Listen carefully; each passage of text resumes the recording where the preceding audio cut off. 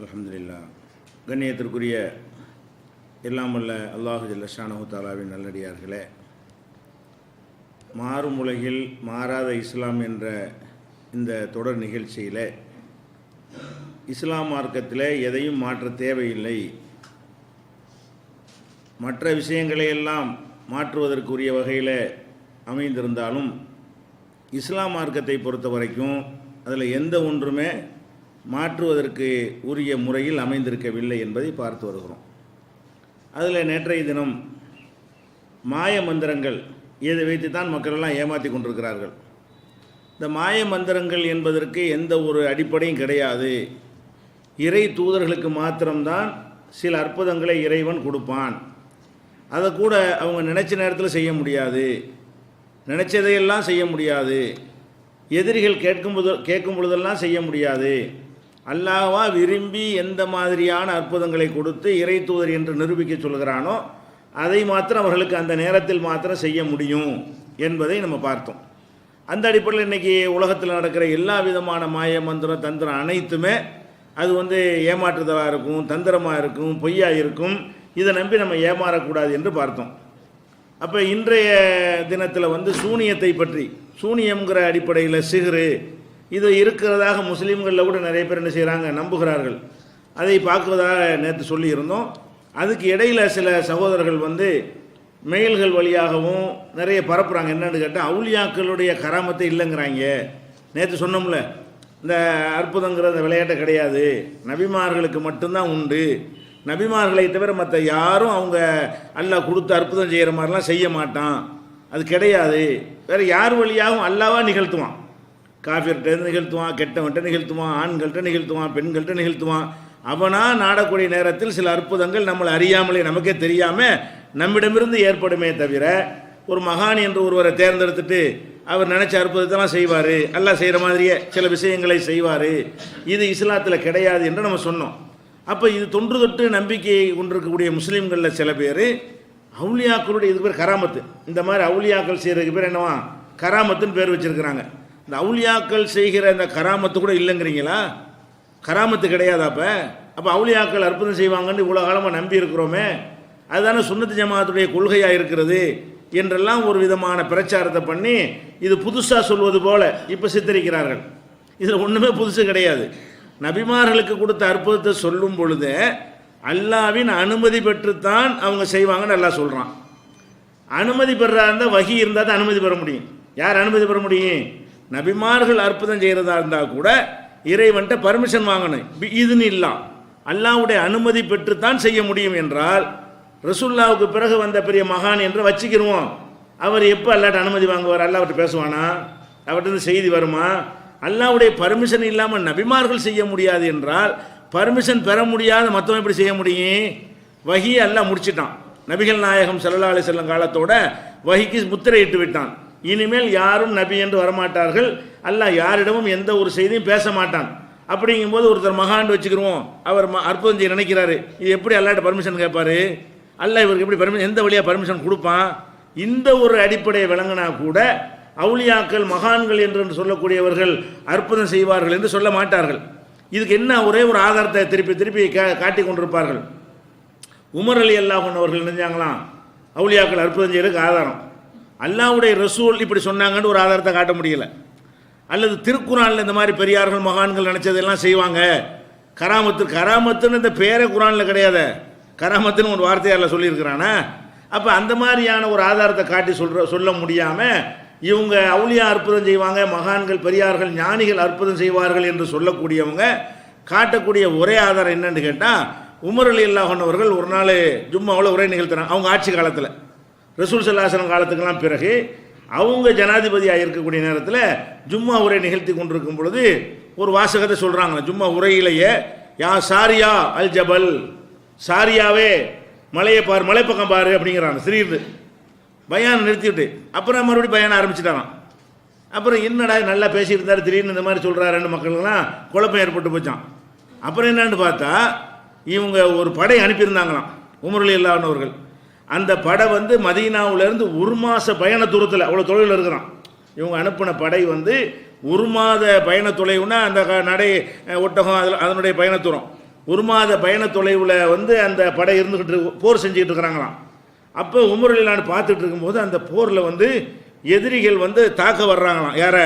இந்த சாரியாங்கிற ஒரு தலைமையில் ஒரு படையை அனுப்பியிருந்தாங்களா, அந்த சாரியாவை அந்த படையை தாக்க வர்றாங்களாம். அது அப்படி உமர் ரலியல்லாஹு சும்மா வளர்க்கும் கண்ணுக்கு அப்படி தெரியுதான். தெரிஞ்ச உடனே சாரியா மலைப்பக்கம் ஒதுங்கு, தாக்க வர்றாங்க, இன்னொன்று மலைப்பக்கம் அப்படி ஒதுங்கினாங்களாம். அதை பற்றி என்ன செய்யலாம், தாக்குதல் தப்பிச்சிட்டாங்க, ஜெயிச்சிட்டாங்க. இப்படி ஒரு சம்பவம் நடந்தது என்று சொல்லி தலாயில் நுபுவா இந்த மாதிரி சில பொய்யும் உண்மையும் கலந்து எழுதக்கூடிய சில நூல்களை எழுதி வைத்திருக்கிறார்கள். இது பேசிக்காகவே இப்படிலாம் தப்பு, இப்படிலாம் நல்லா காட்ட மாட்டான். எங்கேயோ நடக்கிற ஒரு விஷயத்தை உமர் ரலியல்லாஹு காட்டுவது என்பதும் இவங்க சொல்ல கேட்டுக்கொண்டு அந்த மாதிரி செய்வது, இப்படிலாம் ரசூல்லா போரில் அவங்களே வெட்டிவிட்டாங்களே. அல்லாஹ்வுடைய ரசூல் போர் செய்யும் பொழுது உஹது போரில் எதிரிகள் வெட்டினாங்க, காயப்படுத்தி விட்டாங்கன்னு சொல்லும் பொழுது போர்க்காலத்தில் இந்த மாதிரி உமர் ரலியல்லாஹு காட்டி அதன் மூலம் மக்களை காப்பாற்றுவாங்க என்ற மாதிரியெல்லாம் அல்லாஹ் என்ன செய்யலை, வைக்கலை. இன்னும் சொல்ல போனால் குர்ஆனில் என்ன அல்லாஹ் சொல்கிறான்னு கேட்டால், ஆலிமுல் கைப், இறைவன் தான் மறைவான விஷயங்களை அறிந்தவன். ஃபலா யுலிஹிரு அலா கைபிஹி அஹதா, மறைவான விஷயங்களை யாருக்கும் காட்டவே மாட்டான். இல்லா மனிர் தலாம் என் ரசூலின், ரசூல்மார்களில் யாரை தேர்ந்தெடுத்து கொண்டானோ அவர்களை தவிர. இறை தூதர்களாக இருப்பவர்களுக்கு தான் இப்படி ஒன்று ரெண்டு விஷயம். இப்போ ரசூல் ஸல்லல்லாஹு அலைஹி வஸல்லம் ஜும்மா அவரை நிகழ்த்தும் போது இப்படி நடந்தது என்றால் நம்ம நம்பலாம், ஆதாரப்பூர்வமாக செய்தி இருந்தால். அல்லாஹ் என்ன செஞ்சிருப்பான், நபிகள் நாயகத்துக்கு காட்டியிருப்பான், இறை தூதர் அவங்களுக்கு காட்டியிருப்பான். ரசூலை தவிர வேறு யாருக்கும் மறைவானதை காட்ட மாட்டான்னு குர்ஆன் சொல்லும் பொழுது இந்த மாதிரியான ஒரு கதைகளை சொல்லி என்ன செய்கிறாங்க, உமர் ரலியல்லாஹு செஞ்சார்கள், அது மாதிரி அவுலியாக்கள் அது மாதிரி அர்ப்பணம் செய்யலாம். ஒரு மாத தொலைவில் இருக்கிற அந்த படை அவருக்கு தெரிகிறது மாத்திரம் இல்லை, என்ன செஞ்சால் ஜெயிக்கலாம்னு தெரிகிறது. அவர் சொன்னோன்னே இவர் அவர் பெரிய அற்புதசாலியாக இருக்கார். அவருடைய காதுக்கு அவ்வளோ பெரிய பவர் யாருக்கு, சாரியாங்கிறவருக்கு. இங்கே பேசுகிறாங்க, அவர் கேட்குது, இங்கேருந்து அவர் பேசுகிறாரு, இவரும் அற்புதம் செய்கிறாரு. அவர் என்ன செய்கிறாரு, அதை கேட்டு உடனே ஒதுங்கி என்ன செய்கிறாரு, அந்த வெற்றி பெற்று வர்றாருன்னு சொல்வது என்பது இது குர்ஆனுக்கு மாற்றமாக இருக்குது. இந்த மாதிரி சம்பவம் தான் இருக்குமே தவிர இது மாதிரி கதைகள் நிறைய சொல்லுவாங்க. இதில் நீங்கள் என்ன பார்க்கணும், இந்த கராமத்து அதெல்லாம் சொல்கிறீங்களப்பா, இப்படி குர்ஆனில் எங்கேயாவது இருக்குதா, அல்ல ஹதீஸில் எங்கேயாவது இருக்குதா? இந்த மாதிரி ஒருத்தருக்கு வந்து அந்த மாதிரி ஆற்றலாம் கொடுத்துருந்தான், அல்லாஹ்வுடைய ரசூல்மார்களுக்கு இல்லைன்னு சொல்லக்கூடிய ஆற்றலாம் அவங்களுக்கு இருக்குன்னு நினைக்கிறது. இதை விட முக்கியமான ஒரு விஷயம், இதை கேள்வி கேட்டதனால் இது ஒரு பிரச்சனையாக கிளப்புற காரணத்தினால் நம்ம சிகர அடுத்ததாக வைத்துக்கொண்டு சூனியத்தை இன்னொரு விஷயத்தை தெளிவுபடுத்திடுவோம். அதுலேயும் இஸ்லாத்துடைய சிறப்பு தான் மேலங்குறது. அது என்ன சிறப்பு என்றால், அவுலியாக்கள் மகான்கள் அற்புதம் செய்வார்களா இல்லையா, இதான டாப்பிக்கு. இந்த டாப்பிக்கு எல்லாம் வந்து இந்த டாப்பிக்கு போக விடாமல் எப்படி வேறு எடுத்திருக்கான்னு சொன்னால், அவுலியான்னு யார் உனக்கு தெரியும், கண்டுபிடிக்கலுமா யார் அவுலியா? முதல் அவுலியான்னு யாராவது தெரிஞ்சா தானப்பா நீ அற்புதம் செய்யற பற்றி பேசலாம். ஒருத்தர் வந்து அவுலியாவா இல்லையா, அவுலியான இறை நேசர், அல்லாஹ்வுடைய நேசர் என்று ஒருவரை பற்றி நம்ம அறிந்து கொள்ள இயலுமா? அதுவும் ஒரு பேசிக், இஸ்லாத்தில் மாற்றவே தேவையில்லை என்பதனுடைய கான்செப்ட் எது? ஒரு மனுஷனை மகாண்டு நினைக்கிறதா ஏமாந்து போகிறான். மகாண்டு எப்படி நீ கண்டுபிடிச்ச? ஒரு மனுஷனை பார்க்குறோம், நம்மளையும் பார்க்குறோம், இவன் சாதாரண இவன் மகான் நினைக்கிறான். ஒரு மனுஷனை பார்த்து இவன் மகான்கிறான், இன்னொரு மனுஷனை பார்த்து என்ன செய்கிறான், சாதாரண ஆளுங்கிறான். எதை வச்சு நான் கண்டுபிடிச்சிங்கன்னா ஒரு அளவுகளையும் காணாம். ஒரு மாதிரியாக ட்ரெஸ் போட்டால் மகான், எல்லாரும் சாதாரண ட்ரெஸ் போட்டு ஒரு காவியில் போட்டாருன்னா, இல்லை பச்சையில் போட்டுவிட்டாருன்னா, அல்ல வெள்ளையாக போட்டாருன்னு சொன்னால் அவர் மகான். எல்லோரும் சட்டை போடும்போது ஒரு முழு உடம்பையும் மூடுற மாதிரி ட்ரெஸ்ஸை போட்டாருன்னா என்னது, அவர் மகான். எல்லாரும் ஆடை அணியும் போது அவன் நிர்வாணம் பார்ப்போம், அவன் கூட மகான். மகானுக்கு என்ன பேசிக் வச்சுருக்காங்கன்னு கேட்டால், நம்மளிலேருந்து கொஞ்சம் டிஃப்ரெண்ட்டாக இருக்கிறான் என்பது மகான்கிறாங்க. இவர் கடவுளுக்கு ரொம்ப வேண்டி வந்து கண்டுபிடிக்கிறது தான் அளவுகளா? இதை வச்சு கடவுள் இவர் நெருக்கமான ஆள் எதை வச்சு தீர்மானிப்ப? அந்த பேசிக்கேஷன்லாம் உடைக்குது. இந்த அற்புதம் செய்ய முடியாது என்பதை மாத்திரம் உடைக்கல, அவுளியாண்டு யாருன்னு கண்டுபிடிக்க இயலுமா? இருக்கிறாங்க, இறை நேசர்கள் இருக்கிறாங்க. இப்போ நம்ம இங்கே இருக்கிறோம் என்று சொன்னால் இதில் சில இறை நேசர் இருப்பாங்க, அல்லாஹ்வால் விரும்பக்கூடியவர்கள் இருப்பாங்க. யாரை விரும்புகிறான் அங்கே தெரியும்.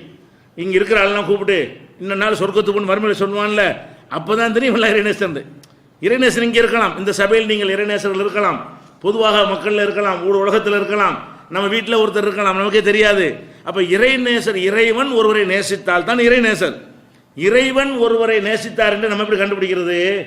நேசிக்கிறது என்பது வந்து மனசு சம்மந்தப்பட்டது தானே.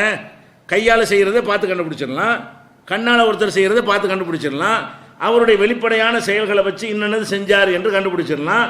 நீங்கள் நேசிக்கிறது எப்படி கண்டுபிடிக்கிறது? நான் வந்து ஒரு ஆளை நேசிக்கிறேன்னு எப்படி கண்டுபிடிக்கிறது? அல்லாஹ் விட்டுருவோம். நான் ஒரு ஆளை விரும்புகிறேன் கண்டுபிடிக்க இயலுமா? என்னை பார்த்து கண்டுபிடிக்க இயலுமா? முடியாது. அல்ல நான் உங்களோட நெருங்கி பழகி ஒரு நெருக்கமாக அதை வச்சா கண்டுபிடிக்க முடியுமா? நடிக்கிறதுக்கு பண்ணுவேன். நான் ஒரு ஆள் நண்பன் மாதிரி இருப்பேன், 2 பேரும் அப்படி நெருக்கம்னு நீங்கள் சொல்லுவீங்க. உள்ளுக்குள்ளே வேற ஒரு நோக்கத்தை நான் பழகிட்டு பணம் பறிக்கிறதுக்காக வேண்டி, அவனை ஏமாத்துறதுக்காக வேண்டி, வேற ஒரு நோக்கத்துக்காக வேண்டி, அல்லது சரியான நேரத்தில் கழுத்து இருக்கிறக்கான பழகுவேன். நீங்கள் என்ன நினைப்பீங்க? ஆஹா, நண்பர்கள்டா சரியான இவங்க தான் நண்பர்கள் அப்படின்னு சொல்லுவீங்களா இல்லையா? அப்போ ஒரு மனுஷன் இன்னொரு மனுஷனோட நெருங்கி பழகுனா கூட இவன் அவனை நேசிக்கிறான்னு சொல்ல இயலுமா? நேசிக்கிறது இங்கேயில் இருக்குது. அது அவனுக்கு தெரியும், அல்லாஹ்வுக்கு தெரியும், வேறு யாருக்கும் தெரியாது. ஒரு மனிதன் இன்னொருத்தரை நேசிக்கிறாங்க ரெண்டு ஆளுக்கு தான் தெரியும். நான் ஒரு ஆள் நேசிக்கிறேன் எனக்கு தெரியும், எனக்கு முந்தி அல்லாஹ்வுக்கு தெரியும். வேற மூணாவது ஆளுக்கு தெரிய முடியுமா? வாயினால் நேசிக்கிறேன்னு நான் சொன்னால் அது உண்மையாக இருக்குன்னு சொல்ல முடியுமா? அப்போ ஒரு மனிதன் இன்னொரு மனிதனை நேசிக்கிறதை கூட கண்டுபிடிக்க இயலாது என்பது இஸ்லாத்தினுடைய அடிப்படையாக இருக்கும் பொழுது இப்படி இங்கே மகானை கண்டுபிடிச்சு இப்போ அற்புதத்தை பற்றி பேசணும். நீ சொல்லக்கூடிய அவுளியாங்கிறப்ப அவர் அவுளியான்னு உனக்கு எப்படி தெரியும்? யார் சொன்ன உனக்கு? சிலரை பற்றி நம்ம மகான்னு சொல்லலாம். யாரை பற்றி சொல்லலாம்? இறைவனை அறிவித்து கொடுத்துருப்பான் சில பேர்களை, இறை தூதர்கள், அவங்கள மகான்னு சொல்லலாம். நபிகள் நாயகம் வாழ்ந்த காலத்தில் இவர் நல்லவர் என்று அவங்களை வைத்து அல்லாஹ் சொல்ல வச்சிருந்தான்னு சொன்னால் இறைவன் சொன்னான் என்ற அடிப்படையில் அவரை மகான் என்று சொல்லலாம். இப்போ யாரையாவது உங்க காலத்துக்கு பிறகு ஒருத்தர் மகான்னு சொல்ல முடியுமா? ஞானின்னு சொல்ல முடியுமா? அல்லாஹ்வுக்கு வேண்டியவன் சொல்ல முடியுமா? அந்த அடிப்படையே கிடையாது. இதில் எல்லா மதங்கள்லையும் மகானை நம்புகிற விஷயத்தில் தோற்று போயிடுறாங்க. இந்த மகான் வச்சு ஏமாத்துறாங்கன்னு சொல்கிறாங்களே அவங்களும் தோற்று போயிடுறாங்க. அது யார்? இந்த பகுத்தறிவாதிகள், மதங்கள் தேவையில்லை என்று சொல்லக்கூடியவர்கள் கூட அவங்களுடைய தலைவரை பற்றி எப்படி நினைக்கிறாங்க? எங்கள் தலைவர் எப்படிப்பட்டவர் தெரியுமா?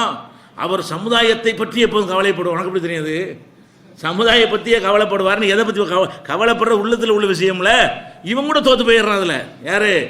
சமுதாயத்துக்காகத்தான் எப்போ பார்த்தாலும் சமுதாயத்தை நினைத்து கொண்டே இருப்பார், அவர் துடித்து போய்விடுவார், அப்படியா இப்படியானெல்லாம் தலைவர்களை பற்றி என்ன செய்கிறான்? யார்? பகுத்தறிவாக சொல்கிறான்.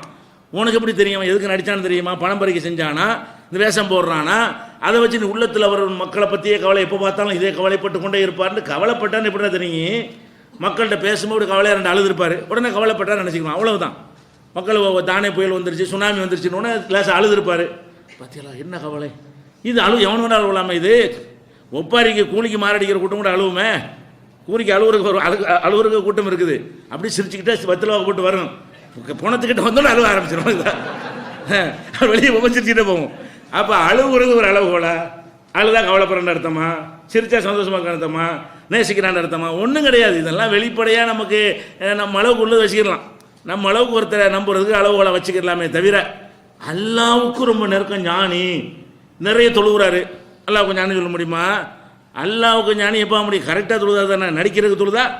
நிறைய தொழுகிறாரு. எதுக்கு தொழுகிறாரு? நீங்கள் எல்லாம் பார்த்து தொழுகையாளின்னு சொல்லணுங்கிறக்கா தொழுதாருன்னா போச்சு, புசுன்னு போச்சே. அவர் மக்கள் பார்க்கணுங்கிறதுக்கு தொழுதாரா அல்லாவுக்கு தொழுதாரான்னு அல்லாவுக்கு தானே தெரியும். அப்போ நிறைய தொழுதா கூட ஒருத்தர் மகான்னு சொல்ல இயலாது, நிறைய நோன்பு வச்சா கூட மகான்னு சொல்ல இயலாது, நிறைய தான தர்மங்களை செஞ்சாலும் மகான்னு சொல்ல இயலாது, எப்போ பார்த்தாலும் சுபானல்லா வேற பேச மாட்டார், மகான்னு சொல்ல முடியாது. இதுகளெல்லாம் உங்கள்கிட்ட பேர் வாங்குறதுக்கு செய்யலாமே. இதுதான் இஸ்லாத்துடைய பேசிக். எந்த அளவுக்குன்னு கேட்டால் மனிதன் நல்லவனை கண்டுபிடிக்க முடியாது, மகானை இந்த கான்செப்ட் இருக்க, இந்த ஒன்றுக்காக வேண்டிய அது மாற்ற தேவையில்லை, எல்லாம் மாற்றிடும். எல்லாம் இதில் அடிபட்டு போயிடும். எது? மனுஷனை நம்பி ஏமாறுறான் பாருங்களேன். பார்த்தீங்கன்னா இந்த மாதிரி எல்லாம் ஏமாந்தவன போய் கேளுங்களேன். பணத்தை கொடுத்து ஏமாந்துருப்பாங்க. என்ன நல்லவன் நினச்சேன், ஒன்று ஏமா நினைக்க சொன்னா, ஏன்டா நான் ஏமாந்த கேட்டால் நல்லவன் நினச்சேன், அவர் தொழுகையாளி நினச்சேன், அவர் ரொம்ப பக்திமான் நினச்சேன், அவர் இப்படின்னு நினச்சி 5 லட்ச ரூபாய் கொடுத்தேன், அல்வா கொடுத்தான்னு சொல்கிறீங்களா இல்லையா? அப்படி எப்படி இதை வச்சு எப்படி நினச்சிங்க? பேசிக்கு விளங்கலாம் உங்களுக்கு. ஏன் அப்படி நினச்சிங்க? வெளிப்படையாக பார்க்குறீங்க, அவ்வளோதான் உங்களுக்கு தெரியுது. உள்ளத்தில் நடிக்கவும் செய்யலாம். நீங்கள் செக்யூரிட்டி பண்ணி கரெக்டாக கொடுக்குறதா இருந்தால் எந்த மாதிரி கொடுத்தால் நல்லதை நகையை வாங்கிட்டு கொடு, அல்லது கொடுக்குறதுக்கு ரெக்கார்டை வச்சுக்கிட்டு கொடு, அல்லது திருப்பி வாங்குவதற்குரிய எல்லா ஏற்பாடுகளும் செஞ்சுட்டு ஒரு மனுஷன்ட்ட பணத்தை கொடு. சும்மா நான் நம்பி கொடுத்தேன், தௌஹீத்வாதின்னு கொடுத்தேன், தொழுகையாளின்னு கொடுத்தேன், பெரியார்னு கொடுத்தேன், அஜர்த்துன்னு சொல்லி கொடுத்தேன்னு ஒன்று யார் கொடுக்க சொன்னா? அஜர்த்துனா நல்லவராக தான் இருப்பான் அவசியமா? தொழுகையாளின்னு நல்லவனாக தான் இருப்பானா? நடிக்கிற தொழுகையாளி இருக்க மாட்டானா? நபிகள் நாயகம் ஸல்லல்லாஹு அலைஹி வஸல்லம் காலத்தில் முனாஃபிக்கு தொழுதானே. முனாஃபிக்கு அல்லாவே இல்லை நடிச்சுக்கிட்டு இருக்கிறவங்க வந்து பள்ளியாசல தொழுதானா இல்லையா? போருக்கு போனானே, போருக்கு போய் உசுரை கொடுக்குற விஷயம் நம்மளும் இதில் போனால் தான் நம்ம இந்த லிஸ்ட்டில் சேர்ப்பாங்கன்னு சொல்லிட்டு போருக்கு ஜிஹாதுக்கு போயிட்டு இருந்தானே. அப்போ இதை ரசூலுல்லாஹ் ஏற்றுக்கிட்டு தானே இருந்தாங்க. சஹாபாக்கெல்லாம் மூமின் தான் நினச்சிருப்பாங்க அவனை பற்றிலாம். அதனால இந்த வெளிப்படையான ஒரு விஷயங்களை வைத்து நம்ம அளவுக்கு முடிவு பண்ணலாமே தவிர ஒரு மனிதனை மகாண்டு கண்டுபிடிக்கிற பேசிக் இல்லை என்பதற்கு சில சான்றுகள் நீங்கள் பாருங்கள். எப்படியெல்லாம் இந்த இஸ்லாம் வந்து அடித்து நொறுக்குன்னு பாருங்கள். இந்த ஒன்றே போதும். இதன்படி இதை நோக்கி எல்லாரும் வரணுமே தவிர யாரும் யாரையும் மகான், ஞானி, நல்லவன், உண்மையில் நல்லவன் என்று முடிவு செய்யக்கூடாது. இந்த கான்செப்ட் மாற்றப்பட வேண்டிய கான்செப்ட் கிடையாது. மற்ற எல்லாத்தையும் மாற்றிவிட்டு அனைவரும் இதை நோக்கி வர வேண்டும். அது என்ன கான்செப்ட் சொல்லுது? மறுமை நாளில் அல்லாஹ் விசாரிப்பான், பலரையும் விசாரிப்பான். அதில் முதலாக அல்லாஹ் யாரை விசாரிக்கிறான்னு கேட்டால், ஒரு மனுஷனை கூப்பிட்டு அல்லாஹ்வுடைய பாதையில் அவன் போர் செஞ்சுருப்பான். அல்லாஹ்வுடைய பாதையில் போய் ஒரு தீமையை ஒழிப்பதற்காக வேண்டி இஸ்லாமிய அரசாங்கத்தில் நடத்தக்கூடிய போரில் அவன் ஒரு வீரனாக பங்கெடுத்து போய் போர் செய்து செத்து போயிருப்பான், உயிரை கொடுத்துருப்பான். அல்லாஹ்வுடைய பாதையில் உயிரை தியாகம் பண்ணியிருப்பான். எல்லா மக்கள்லாம் நிற்போமா, அவனை கூப்பிடுங்க, வாப்பா தம்பி, யார் அல்லாஹ்வுடைய பால் ஜிஹாது பண்ணார்ல, உயிரை கொடுத்தார்ல, அவரை கூப்பிட்டு நீ என்ன பண்ண எனக்கு? அவர் என்ன செய்வார்? அந்த அத்தனை பொருள், அந்த பொருக்கு போனேன், இந்த பொருக்கு போனேன், இதில் அப்படி பண்ண, அதில் அப்படி பண்ணேன்னு அவர் செஞ்சதெல்லாம் சொல்லுவார். அல்லாட்ட பொய்யா சொல்ல முடியும்? செஞ்சலாம் உண்மைதான். அவர் செஞ்சதையெல்லாம் சொல்லிடுவாரா? அல்லாஹ் என்ன செய்வான்னு கேட்டால், இல்லை நீ பொய் சொல்கிறேம்மா, அவன் செஞ்சதை தான் சொல்கிறான். அல்லாஹ் என்ன செய்கிறான்? ஒலாக்கின்னக்க கதப்த, நீ பொய் சொல்கிறாய். ஒலாக்கின்னக்க காத்தல்த லி ஐ யுகால தெரியுன், வீரன் என்று எல்லாரும் சொல்லணுங்கிறது தான் சண்டை போட்டேன். எனக்கா போடப்பட்ட அக்கிரமத்தை ஒழிக்கிறதுக்காக போனேன். போகும்போது என்ன நினச்சிட்டு போனேன்? நம்ம போரில் விளையாண்டோம்னு சொன்னால் எதிர்காலத்தில் நம்மளை பற்றி பேசுவாங்க, வரலாறுல மாவீரர்னு நம்மளை கொண்டாடுவாங்க, அதுக்கு தானடா நீ போன, அதை சொல்லிவிட்டாங்க, இழுத்துட்டு போங்க நரகத்துக்குன்றான். அப்போ இந்த அல்லாஹ்வுடைய பாதையில் போர் செஞ்சு இறந்தார அவரை பற்றி நம்மளே நினச்சிட்டு இருப்போம், மகான் நினச்சிட்டு இருப்போம். உலகத்தில் அல்லாஹ்வுக்காக போகிறாரு, போர் செஞ்சார், இறந்துட்டார், ஷஹீது, நம்ம ஷஹீதுங்கிறோம்ல. யார் ஒருத்தர் மாதிரி செத்துனா ஷஹீதுன்றமா இல்லையாங்க? ஏதாவது ஒருத்தர் முஸ்லீம் அல்லாத ஒருத்தர் முஸ்லீம் அல்லாத ஒருவரால் முஸ்லீம் கொல்லப்பட்டால் கூட அவருக்கு என்ன பட்டம் கொடுத்துருவோம்? உடனே ஷஹீதுன்றுவோம். அல்லாஹ்வுடைய பாதை உயிர் தியாகம் செஞ்சவர்னு. இவன் அல்லாஹ்வுடைய பாதையில் செஞ்சானா இல்லைன்னு அல்லாஹ்வுக்கு தானே தெரியும். அல்லாஹ் என்ன பண்ணுறான்? அல்லாஹ்வுடைய பாதையில் உயிர் தியாகம் செய்ததாக உலகமே நினைத்து கொண்டிருக்கக்கூடிய ஒரு ஆள் நிப்பாட்டி வச்சு, நீ உயிர் தியாகம் செஞ்சது தான் உண்மை, எனக்கு செஞ்சாதான் நான் ஏற்றுக்கிறேன், நீ நேசன் கிடையாது, நீ எனக்கு செய்ய வேண்டிய ஒரு காரியத்தை மனுஷனுக்கு செஞ்ச காரணத்தினால் உனக்கு நரகம் தான் பரிசு, கூலி தர மாட்டேன்னு கூட எல்லாம் சொல்ல மாட்டேங்கிறான். நீ செஞ்ச ஜிஹாது கூலி இல்லைண்டா கூட பரவாயில்லை, கூலியும் கிடையாது, தண்டனையும் உண்டுங்கிறான்ல, கூலியும் தரமாட்டேன், நீ எனக்கு செய்ய வேண்டிய இவ்வளோ பெரிய வேலையை மனுஷனுக்கு செஞ்சதுனால இவனை நரகத்துக்கு இழுத்துட்டு போங்க. அப்போ ஊர் உலகமெல்லாம் நல்லடியார் நினைக்கிது ஒருத்தனை, அவனை மறுமையில் அல்ல என்ன தீர்ப்பளிக்கிறான்? அவன் கெட்டடியார்னு தீர்ப்பளிக்கிறான். அதே மாதிரி அல்ல என்ன செய்வான்னு கேட்டால், மார்க் அறிஞரை அடுத்து கூப்பிடுவான், வாங்க அஜர்த்து வாங்க, பெரிய அசத்தாக இருப்பார்ல, அவர் கூப்பிட்டு எல்லாம் கேட்பான், நீங்கள் உங்களுக்கு நிறைய அறிவு கொடுத்துருந்தேனே, நீங்கள் என்ன செஞ்சீங்க? அவர் என்ன செய்வார்? நான் நிறைய மக்களுக்கு பிரச்சாரம் பண்ண, ஒரு ஊராக போனேன், சத்தியத்தை சொன்னேன். கெட்ட ஆலிம்களுக்கு இல்லை, கெட்ட சொன்னோம், அதனாலே நடந்து போயிடுவான். கெட்ட விஷயத்தை தவறான கொள்கையை போதிச்ச ஆலிமா இருக்கான்னு வைங்களேன், அந்த தவறான போதிச்சதை அவன் நரகத்தில் கொண்டு சேர்த்துறான். இவன் சரியானது சொன்னவன், கரெக்டானது ஏகத்துவத்தை சொல்லியிருக்கிறான், அவனுக்கு தான் இந்த பனிஷ்மெண்ட். அப்போ சரியான விஷயத்தை சொன்னதெல்லாம் எடுத்து சொல்லுவான். அப்போ எல்லாம் என்ன கேட்பான்னு கேட்டால், நீ சொன்னதெல்லாம் கரெக்டு தான், சரியாக தான் சொன்னேன், உள்ளதை தான் சொன்னேன், எதுக்கு சொன்னேன்? லீ உக்கால ஆலிமுன், ஆலிம்னு பேர் வாங்குறது தானே சொன்னேன். நீ எதுக்காக போய் மார்க்கத்தை சொற்பொழி பண்ண? நம்ம மார்க்கத்தை சொன்னோம்னு சொன்னால் சத்தியான ஆலிம் போய் வரும், பெரிய அறிஞர்ப்பா அப்படின்னு பேர் வாங்குறது தானே சொன்னேன். எல்லாம் சொல்லிவிட்டாங்க, எழுதிருப்பாங்க, இவனையும் நரகத்துக்குவான்ல. அப்போ ஒரு மார்க்க அறிஞராக இருக்கிறவரை பற்றி சத்தியத்தை எடுத்து சொல்கிறாரு, அடி வாங்குறாரு, உத வாங்குறாரு, அவரை பற்றி நம்ம என்ன நினைப்போம்? நல்ல ஒரு மகான், நல்ல ஒரு ஞானி, இறைநேசர், அப்படி இப்படின்னா நம்ம மனசில் செய்தார் இனத்தை போட்டுருவான். ஆனால் அங்கே போய் பார்த்தா என்ன செய்யுது? இவன் எதுக்கு சொன்னால் பேருக்கு சொன்ன தௌஹீத மாதிரி எல்லாம் சொல்கிறாங்க, எல்லாம் அல்லாஹ்வுக்காக சொன்னாங்க. சொல்ல முடியுமா உங்களுக்கு? அல்லாஹ்வுக்கு தான் தெரியும். சொல்கிற விஷயம் சரியாக தான் ஏற்றுட்டு போய்கிட்டு இருக்கிறோம். எதனால் நம்ம ஏற்றுட்டு போயிட்டு இருக்கிறோம்? அவர் நல்லவருங்கிறக்கா நீங்கள் ஏற்றுக்கிட்டு போகவே இல்லை. குர்ஆனை காட்டுறாரு, அதை ஏற்றுக்கிட்டு போகிறீங்க. ஹதீஸை காட்டி பேசுகிறாரு, செய்தி கரெக்டாக இருக்குது, செய்தி கரெக்டாக இருக்கிறதுக்கு தான் நீங்கள் ஏற்றுக்கிறீங்களா? அவருக்கு தௌஹீத் ஜமாத் அவர் சொன்னால் கரெக்டாக தான் இருக்கும், அவர் அவுலியா, அதுக்காக ஏற்றுக்கிறோம். அதுக்கு ஏற்றுக்கிட்டு அங்கே போய் நின்ற வேண்டியது தெரிஞ்சு போயிடும், இல்லைன்னு எல்லாம் சொல்கிறான். அப்போ நல்லடியார் ஒருத்தர் மகான் என்று தீர்மானிக்கிறார்னா, அவர் அற்புதமான செய்திகளை சொன்னாலும், அடி உத வாங்கினாலும், அடி உதையும் பேருக்கு வாங்குவான்லங்க. அடி உத வாங்கினா நீங்கள் என்ன செய்றீங்க? தியாகம் பண்ணிட்டாருங்கிறிய, அது பேருக்கு வாங்க. ஒரு அடி உத ஒரு அடி வாங்கிட்டு 1 கோடி ரூபா கிடைச்சா அந்த அடி வாங்குறது என்ன இருக்குங்கிறேன், பின்னாடி 1 கோடி ரூபா கிடைக்கும். ஒரு 10 அடி வாங்கினோம்னா பின்னாடி மந்திரி ஆகலாங்கிறக்கா. இப்போ அரசியலில் அடி வாங்குறா இல்லையா? அரசியலில் போகிறான், ஜெயிலுக்கு போகிறான், தண்டவாளத்தை தலையை வைக்கிறாங்க, அது பின்னாடி பிற விலை இருக்குங்களா, மதிப்பு இருக்கிறது, அதெல்லாம் கிடைக்கும் என்பதற்காக வேண்டி சில அடி உதைகளை வாங்குற மாதிரி மார்க்கத்தில் என்ன செய்வான்? இப்படிலாம் பண்ணால் தான் பேராக முடியும், மக்கள்கிட்ட அறிமுகமாகிடுவோம், ஃபேமஸ் ஆகிடுவோம். இவர் எத்தனை அடி வாங்கினவர், எத்தனை உதவ வாங்கினவர், அப்படி ஃபேமஸ் ஆகிட்டா என்ன ஆயிரும்? நம்ம அப்புறமேல நம்ம அறுவடை செஞ்சுக்கலாம், கொஞ்சம் போட்டு எடுக்கிற மாதிரி, சின்ன மீனை போட்டு பெரிய மீன் எடுக்கிறது. அப்போ அந்த மாதிரியான ஒரு அடிப்படையில் தூண்டில் அப்படி தானே போடுவாங்க. சின்னது ஒரு மீனை போடுவாங்க, பெரிய மீன் மாட்டிக்கிற முடிச்சிடும். சின்னது போட்டு வீணாக்குற மாதிரி பார்த்தா தெரியும், அவன் கிறுக்கனை வீணாக்குறதுக்கு அதை தூண்டில் போட்டு பெருசு எடுக்கிறதுக்காக செய்கிறான். அந்த மாதிரி இதில் தியாகம்லாம் பண்ணியிருப்பாங்க. எல்லாரும் அப்படி இல்லை, சிலர் அல்லாஹ்வுக்காக பண்ணவன்னு இருப்பான், யார் நமக்கு தெரியாது. இந்த ஏகத்துவத்தை பிரச்சாரம் பண்ணக்கூடியவர்களில் அல்லாஹ்வுக்காகவே பண்ணக்கூடியவர்கள் நிச்சயமாக இருப்பார்கள். ஆனால் உலகத்துக்கு பண்ணக்கூடியவர்கள் இருப்பார்கள். அப்படி இருப்பார்கள்ங்கிறது இந்த விலைக்கு போகும்போது தெரியுது. தௌஹீதை வேணான்னு போகிறாங்கல்ல காசு பணத்துக்கு வேண்டி, அப்போ இவன் இந்த லிஸ்ட்டில் இருந்திருக்கான் அவ்வளோ நாள், நமக்கே தெரியல. நம்ம எப்போ கண்டுபிடிக்கணும்? ஏகத்துவத்தை சொல்லிக்கிட்டு இருந்துட்டு அப்புறம் ஏதாவது சின்ன பிரச்சனை வந்து வெளியே போயிடுறாங்க. அப்போ தான் தெரியுது இவ்வளோ நாள் ஏகத்துவம் இல்லை, இது ஒரு பிஸ்னஸுக்காக இருந்திருக்காங்கன்னு விளங்குது. மீதி உள்ள ஆளுக்கும் தெரியலை. கரெக்டாகவும் இருக்கலாம், தவறாகவும் இருக்கலாம். அப்போ எப்படி நம்ம நம்பணும்? எந்த ஒரு மனிதராக இருந்தாலும் சரி, எந்த ஒரு அமைப்பில் உள்ளவராக இருந்தாலும் சரி, எவ்வளவு தியாகியாக இருந்தாலும் சரி, எவ்வளோ நல்ல அறங்கள் செய்தவராக இருந்தாலும் சரி, அல்லாட்ட அவர் நல்லவர்னு எப்படி தீர்மானிக்கிறது? இறைவனின் அன்பை பெற்றவர்னு எப்படி சொல்ல முடியும்? இதில் இந்த ஆலிமை கூப்பிட்டு என்ன செய்யறான்? உன்னை காரி என்று ஆலிம் என்று பேசணுங்கிறதுக்காக சொல்லப்பட்டது. நீ வந்து பேசினாய் பக்கத்து கீழே சொல்லிட்டாங்க, ஊர் உலகம்லாம் உன்னை அறிஞ்சுன்னு ஒத்துக்கிட்டாங்க, நிறைய பேர் பாராட்டுலாம் நடத்திட்டாங்க, இழுத்துருப்பாங்க இவனையும்ன்றான். அடுத்து என்ன? ஒரு மனிதர் என்ன பணத்தை எல்லாம் கொடுத்துருக்குறான், வாரி வாரி வழங்குறாரு. ஊர் உலகம்லாம் என்ன செய்கிறாங்க? இந்த மனுஷன் இதை கொண்டே சொர்க்கத்துக்கு போயிடுவான்னு சொல்லுவாங்க. அவன் வழங்குறதை பார்த்துட்டு யார் கஷ்டப்பட்டாலும் பொறுக்க மாட்டார், அள்ளி அள்ளி கொடுப்பாரு. பள்ளிவாசலாக வாங்கிக்க, கஷ்டப்படுறவங்களாம் வாங்கிக்க, கல்யாணமாக கர்மா எல்லாத்துக்கும் கண்டு வந்து வாங்கிக்கங்கிறாரு. அள்ளி அள்ளி கொடுக்குறாரு. வள்ளல் வல்லண்டு ஊரே என்ன செய்யுது? உலகமே பேசுகிறது. அப்போ இந்த பொருளாதாரத்தை செலவு செஞ்சால் அவ்வளோ நன்மை அடையலான்னு மார்க்கத்தில் சொல்லப்பட்டிருக்கா இல்லையா? ஏழைகளை விட செல்வந்தர்கள் வந்து என்ன செய்வாங்க? அவங்க அதிகமான நன்மைகள் அடைவார்கள் போராட்டம் பண்ணி அல்லாஹ்வுடைய அருள் அப்படி ரசூலுல்லாஹ் சொல்லியிருக்கிறாங்க. அப்போ பொருளாதாரத்தை கொண்டு பெரிய மறுமை நன்மை அடைய முடியுங்கிறதுனால ஒரு வள்ளலை பற்றி நம்மளாம் என்ன நினைப்போம்? நல்ல வள்ளலா. வள்ளல்னா என்ன வள்ளலாக இருக்காரு? ஏகத்துவ கொள்கையில் இருக்காரு, சரியான முஸ்லீமாக இருக்கிறாரு, ப்ளஸ் வள்ளலாக இருக்காரு. அப்போ நம்ம என்ன நினைப்போம்?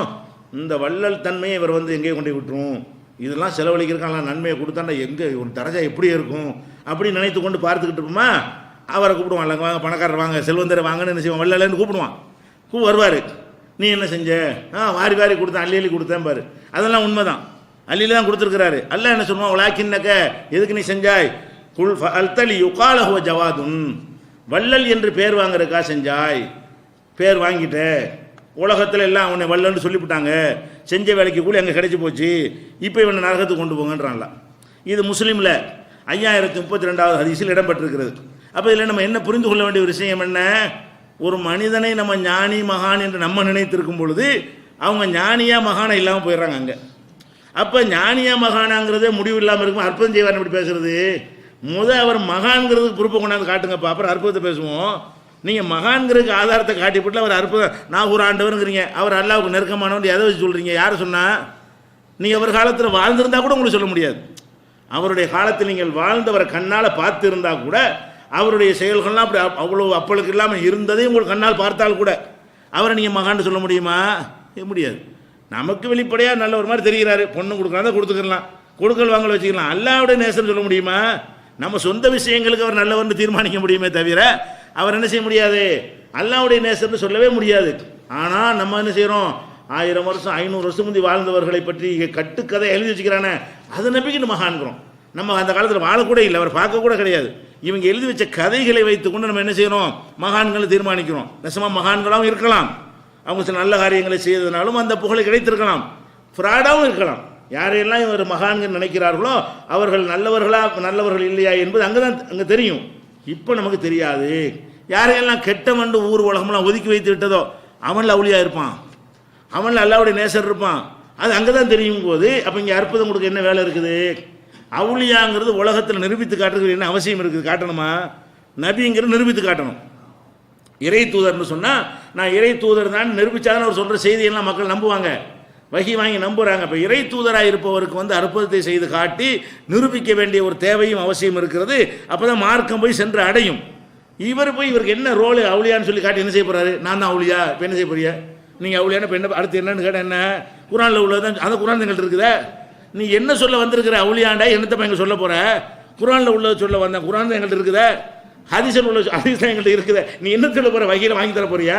நீ அவுளியாவாக இருந்தா என்ன, அவுளியாவில் எனக்கு என்னப்பா? நான் அவுளியாவாக வேணும், ஒவ்வொருத்தரும் அவுளியாவான தான் டாபிக் என்ன? நம்ம எல்லாரும் இறைவனுடைய நேசராகணும்னு நினைக்கணுமே தவிர அவர் அவுளியாவை இவர் அவுளியாவன் பார்த்து தேடி கொண்டாடிட்டு இருக்கக்கூடாது என்பதற்காகத்தான் அவுளியாவை யாரும் அறிந்து கொள்ள இயலாதுங்கிற அளவுக்கு எல்லாம் சொல்லி போகிறான். இன்னும் சொல்ல போனால் அவுளியாவுக்கு இலக்கணத்தை அடிக்கிறான் பாருங்க அல்லாஹ். அலா இன் அவுலியா அல்லாஹி லா ஹவுஃபுன் அலைஹிம் வலாஹும் யஹ்சனூன், அல்லாஹ்வுடைய நேசர்களுக்கு பயமில்லை கவலை இல்லை அப்படின்னு சொல்லிட்டு இதை மட்டும் அவுலியாக்களுடைய புகழ் பாடக்கூடியவர்கள் மேடையில் பேசுவாங்க. அடுத்த வசனத்தை விட்டுருவாங்க. அல்லது நாமனும் காணும் ஏத்தக்கும், இறைநேசர்கள் யார் தெரியுமா? இறைவனை அஞ்சக்கூடியவர்கள்ங்கிறான் அல்லாஹ். யார் ஈமான் கொண்டு இறைவனை அஞ்சுகிறார்களோ அவங்க தான் அவுலியா. அப்போ இறைவனை அஞ்சுவது எது சம்பந்தப்பட்டது? அஞ்சுவது என்பது உடம்பு சம்பந்தப்பட்டதா, உறுப்பு சம்பந்தப்பட்டதா, உள்ளம் சம்பந்தப்பட்டதா? ஒருத்தன் அஞ்சுறானா இல்லையாங்கிற இங்கே தான் இருக்குது. அவன் இறைவனை அஞ்சுகிறான் என்பது அவனுக்கு தெரியும், அல்லாஹ்வுக்கு தெரியும். அந்த மாதிரியான ஒரு விஷயமாகத்தான் அவுலியாவுக்கு இலக்கணம் சொல்கிறான் அல்லாஹ். அவுலியான்னு சொன்னால் அல்லாஹ்வுக்கு தான் அது தெரியும், அதை விளங்கிக்கிறணும். அதே மாதிரி ஒரு குழந்தை இறந்து விட்டது ரசூல் ஸல்லல்லாஹு அலைஹி வஸல்லம் காலத்தில். குழந்தைக்கு ஏதாவது பாவம் இருக்கா? குழந்தைக்கு பாவம் கிடையாது. பருவ வயசு அடைஞ்ச பிறகு தான் கொஸ்டினை. குழந்தைகளுக்கு எந்த விதமான கொஸ்டின் எல்லாம் கேட்க மாட்டான், உலகத்தில் கூட கேட்க மாட்டான். ஒரு குழந்தை ஒருத்தனை கொலை செஞ்சிருச்சுன்னா அவனுக்கு தண்டனை கொடுப்பாங்களா? பஞ்சாயத்து மைனர் ஓடுது. 17 வயசுக்காரன குழந்தைட்டு இருக்கிறாங்க. இப்போ 17 வயசுக்காரனை கூட என்ன செய்கிறான், இங்கிட்டு ஒருத்தன் 10 வயசு ஆள குழந்தைங்கிறான், அங்கிட்டு பார்க்க என்ன செய்கிறான் 17 வயசுக்காரன குழந்தைங்கிறான். அப்போ ரசூல் ஸல்லல்லாஹு அலைஹி வஸல்லம் காலத்தில் ஒரு குழந்தை இறந்து போச்சு. அப்போ இறந்தவொடனே செய்கிறாங்க, ஆயிஷா நாயகி சொல்கிறாங்க, தூபாலஹு உஸ்ஃபூருன் மின் அஸாபில் ஜன்னா, இந்த குழந்தை நல்வாழ்த்துக்கள், இது சொர்க்கத்து சிட்டுக்குருவிங்கிறாங்க. யாரை பற்றி? குழந்தை இறந்துருக்குது, அந்த குழந்தையை பற்றி ஆயிஷா நாயகி சொல்கிறாங்க, இது சொர்க்கத்தினுடைய சிட்டுக்குருவி. குழந்தையெல்லாம் நல்ல நல்ல வைப்பான், அது ஒரு விஷயம். ஆனால் ரசூல் ஸல்லல்லாஹு அலைஹி வஸல்லம் செய்கிறாங்கன்னு கேட்டால் கண்டிக்கிறாங்க, சொல்லாதே ஆயிஷாவை, இது சொல்லாத. அல்லாஹ் சொர்க்கத்தை படைச்சிருக்கிறான், அதுக்குன்னு சிலரை படைச்சிருக்கிறான். யார் யாரை படைச்சான்னு உனக்கு தெரியாது. நரகத்தை படைச்சிருக்கிறான், அதுக்குன்னு சிலர் நியமித்திருக்கிறான், யார் யாருன்னு உனக்கு தெரியாது. அதனால உனக்கு தெரியாத விஷயத்தை சொர்க்கத்துக்கு போகணும் அப்படி சொன்ன யார் சொன்ன உனக்கு? இந்த குழந்தை சொர்க்கத்தை சுட்டுக்குரு, நீ எப்படி சொல்கிறேங்கிறாங்க. அப்போ ஒரு பாவமும் செய்யாத, தீமை செய்யாத குழந்தை இறந்தபோது அதை நல்லடியார்னு சொன்னது ரசூலுல்லாஹ் என்ன செய்யலை, ஒத்துக்கிறல, கண்டிக்கிறாங்க. இது முஸ்லீமில் 6938வது ஹதீஸில் இடம்பெற்றிருக்கிறது. அப்போ இதில் நம்ம என்ன வழங்குறோம்? யாரையும் பிடிச்சி மகானே நல்லடியார் இறைவனுக்கு ஓப்பானவர் சொல்லவே முடியாது. அது நம்ம ஏமாந்தான் போயிடுவோம். அதே மாதிரி நபிகள் நாயகம் ஸல்லல்லாஹு அலைஹி வஸல்லம் காலத்தில் ஹிஜ்ரத்து பண்ணி வர்றாங்க மதீனா, மக்காவிலிருந்து ஊரை திறந்து மதீனாவுக்கு அடைக்கலம் தேடி வர்றாங்க. அந்த ஊரில் வாழ முடியலை, இஸ்லாத்தை ஏற்றுக்கொள்ள முடியலை, சொல்ல முடியலை, வழிபட முடியலை, முஸ்லீம்னு சொன்னாலும் அடித்து கொள்கிறான். அந்த ஊரில் வாழ முடியலைன்றவுடனே மக்காவில் உள்ளவர்கள்லாம் புறப்பட்டு என்ன செய்கிறாங்க, மதீனாவை நோக்கி. அந்த ஊர் மக்கள் நல்ல மக்களாக இருக்கிறாங்க, அங்கே போய் நம்ம அடைக்கலம் பெறுவோம்னு எல்லாரும் கிளம்பி அங்கே போகிறாங்க. இஸ்லாத்தை ஏற்றுக்கொண்டவங்கலாம் எங்கே போயிட்டாங்க, மதீனாவுக்கு போகிறாங்க. ஒரு ஊர்லேருந்து அதிகமான மக்கள் இன்னொரு ஊருக்கு போனால் என்ன செய்ய முடியும்? அடைக்கலம் கொடுக்க முடியாது. ஒரு ஊரில் 1000 பேர் இருப்பான், இன்னொரு 1000 பேர் வந்தால் 2000 பேர் அந்த ஊர் கொள்ளாது. அந்த வசதிகள் பத்தா, திடீர்னு 1000 வீடு கட்டணும், 1000 பேருக்கு வேலை வாய்ப்பு ஏற்படுத்தணும், 1000 பேருக்கு தொழில் உண்டாக்கணும், அப்படி பல விஷயங்கள், தண்ணி வசதி எல்லாம் 1000 டபுள் செய்யணுமே. ஒரு ஊருக்கு தேவையான அடிப்படை வசதி இருக்கும்போது இன்னொரு அதே அளவு மக்கள் குழுமிட்டாங்கன்னு சொன்னால் எல்லாம் டபுளாக செய்ய வேண்டி வந்துடும். அப்போ அந்த மாதிரி வந்தவொடனே ரசூல் ஸல்லல்லாஹு என்ன பண்ணுறாங்க, உள்ளூர் மக்களை கூப்பிட்றாங்க, வெளியூர் மக்களையும் கூப்பிட்றாங்க. நீங்கள் உள்ளூர் மக்களாக இருக்கிறீங்க, அவங்க தேடி வந்திருக்கிறாங்க, அவங்க எந்த சொந்த நோக்கத்துக்கும் வரல, இந்த மார்க்கத்தை சொந்த ஊரில் கடைப்பிடிக்க முடியலைன்னு வந்திருக்கிறாங்க. அவங்க ஊரில் அவங்களுக்கு சொத்து பத்தெல்லாம் இருக்குது, வசதிலாம் இருக்குது, இல்லாமல் பிச்சைக்காரனாக இருந்து வரல, அவங்களுக்கு வீடு வாசல்லாம், இங்கே இருக்கிறவர்கள் வீடு வாசல் உள்ள வசதி உள்ளவர்கள்லாம் இந்த கூட்டத்தில் இருக்கிறார்கள். அவங்க எதுக்காக வந்திருக்கிறார்கள்? இந்த மார்க்கத்தை அந்த ஊரில் இருந்தால் கடைப்பிடிக்க முடியலை, அவங்க இஸ்லாம்னு சொன்னாலும் வெட்டுறான் கொள்கிறான், இப்படியான ஊரில் இருக்கக்கூடாது என்று கொள்கைக்காக வேண்டி சொத்து பத்து வீடு வாசல் எல்லாத்தையும் திறந்து விட்டு வந்திருக்கிறார்கள். அவங்களுக்கு நீங்கள் உதவி செய்கிறது உங்களுக்கு கடமை இல்லையாண்டு அவங்கள புரிய வைத்து, அவங்கள ஆர்வத்தோடு ஏற்றுக்கிற வைத்து என்ன செய்கிறாங்க? அப்படியானால் வெளியூர்லேருந்து வந்திருக்கக்கூடிய இந்த கொள்கை சகோதரரை உள்ளூரில் இருக்கக்கூடிய ஒரு சகோதரர் ஏற்றுக்கணும். ஒருவருக்கு ஒருவர், ஒரு உள்ளூர் ஆள் ஒரு வெளியூர் ஆளை ஏற்றுக்கணும், தன்னுடைய சகோதரராக ஏற்றுக்கொண்டு தன்னுடைய வீட்டில் கொடுக்குற சாப்பாடு அவர் கொடுக்கணும், தன்னிட்ட இருக்கிற பொருள்களில் தேவையான அளவுக்கு அவருக்கு பிரித்து கொடுக்கணும். இப்படின்னு சொல்லி முஹாஜிரா வந்தவர்களை அன்சாரிகளை நோக்கி என்ன செய்கிறாங்க? இப்படி பிணைத்து விடுகிறார்கள். இப்படி பிணைத்து விடும் பொழுது சில பேர் என்ன செய்வாங்கன்னு கேட்டால், அந்த பிரித்து விடும்போது கூட ஒரு ஆளை பிடிச்சி வேண்டிய ஆள்னு வைங்க, என் மச்சான்னு வைங்களா, அவர் கூப்பிட்டு நல்ல பணக்கார வீட்டில் சேர்த்து விட்டுறது. அப்படி செய்யலாம்ல? மக்காவிலேருந்து வந்த ஆட்களில் ரசூலுல்லாஹ்வுக்கு சொந்தக்காரங்களும் இருப்பாங்க, அந்த ஊருக்காரங்க ரசூலுல்லாஹ் மக்கா தானே, மாமா இருப்பாங்க, மச்சா இருப்பாங்க, சித்தப்பா இருப்பாங்க. தற்செயலாக சித்தப்பா கூப்பிட்டு இங்கே ஒரு ஆளுக்கு ஜாயின்ட் பண்ணாங்கன்னு வைங்க, அவர் மட்டும் பெரிய பணக்காரர் இருந்தார்னு வைங்க, சித்தப்பாக்கு மட்டும் பெரிய இடம், நமக்கு சின்ன இடம் சொல்லுவாங்களா இல்லையா?